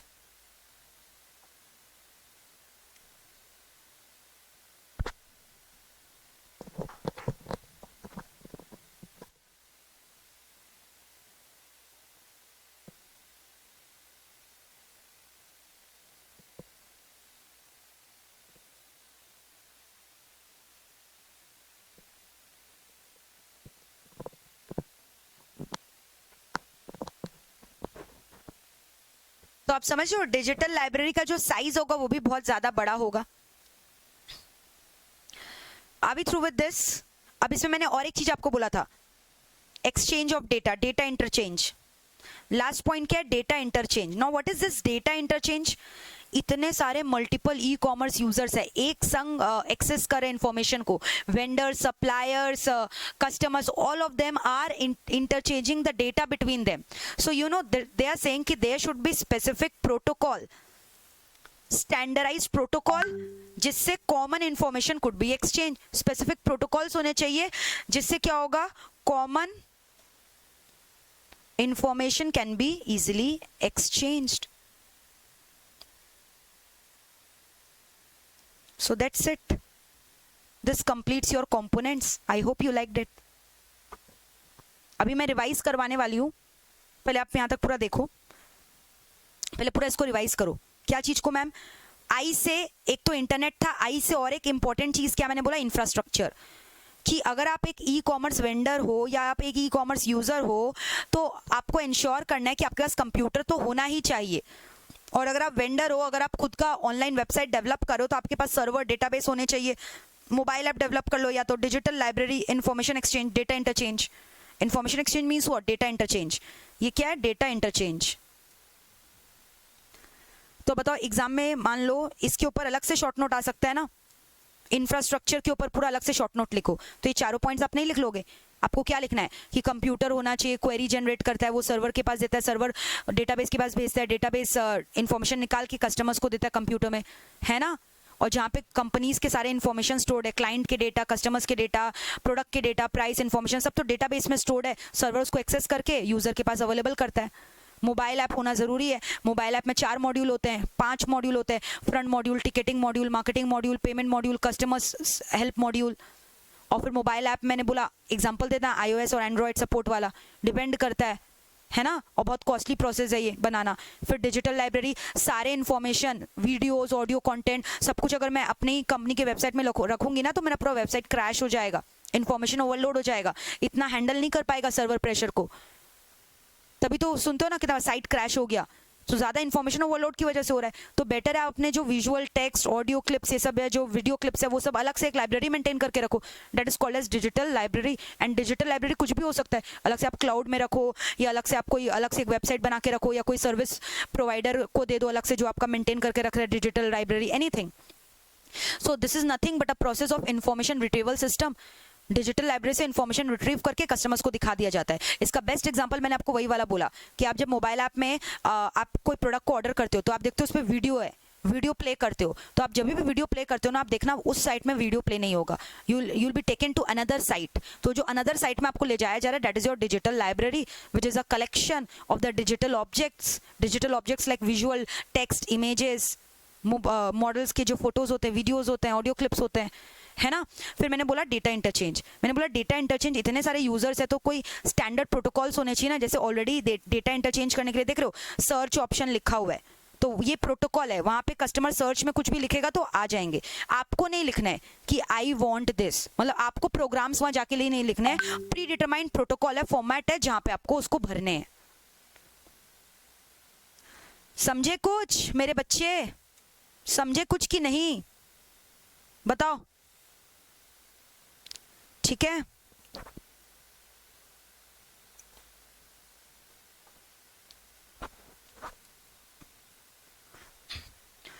चलो अब मैं आपको दिखाने वाली हूं मेरा हैंड रिटन नोट्स। आओ पूर्वी, तो बताओ पूर्वी फायदेमंद रही कि नहीं? पूर्वी बहुत ही हेल्पफुल गर्ल है, पूर्वी बहुत ही ब्यूटीफुल गर्ल है, पूर्वी ऑनलाइन शॉपिंग में भी बिलीव करती है, पूर्वी ट्रेडिशनल शॉपिंग में भी बिलीव करती है।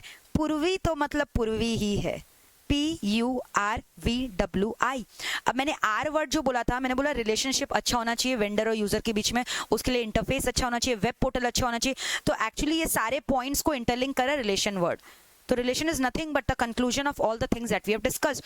और ये आर वर्ड ना आप एकदम लास्ट में लिखोगे कंपोनेंट्स में, क्योंकि आपके इंस्टीकेमैट में नहीं है, ये मेरा सेल्फ जनरेटेड पॉइंट है। तो हमें तो एग्जाम में वही लिखना है जो इंस्टीकेमैट में आर छोड़कर बाकी सारे पॉइंट्स है।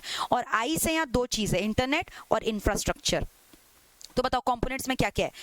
P stands for payment gateway. Payment gateway मैंने क्या बोला? Debit card, credit card, COD, unified payment interface, UPIs, Bhim app and all those things. Vendors payment wallet.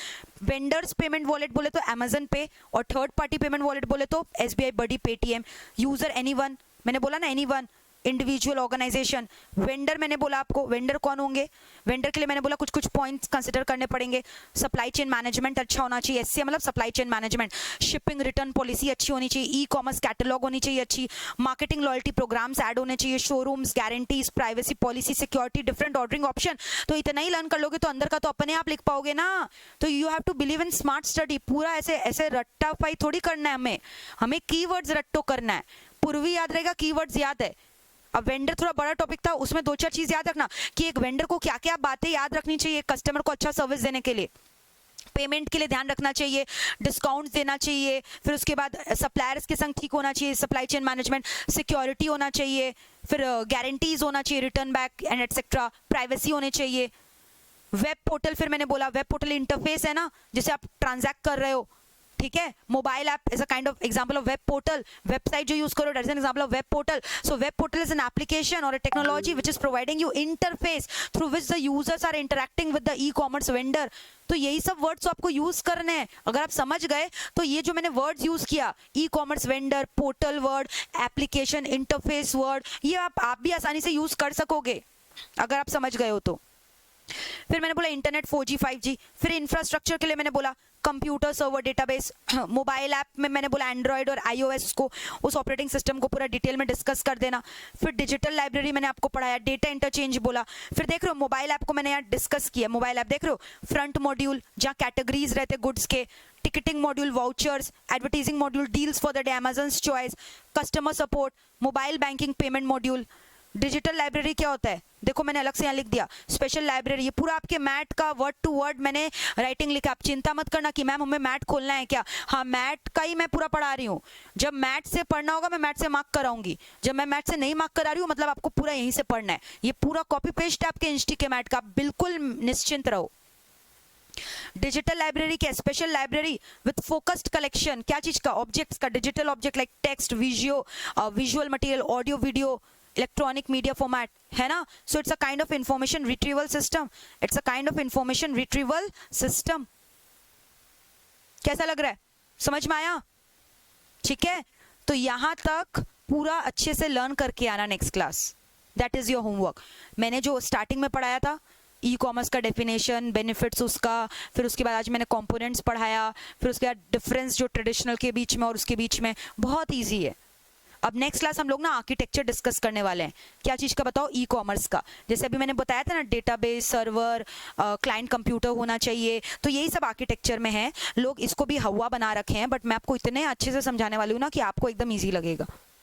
ठीक है, तो चलो आज के लिए इतना ही. Now I am going to take your leave. I hope you enjoyed the class. Bye bye, take care everyone.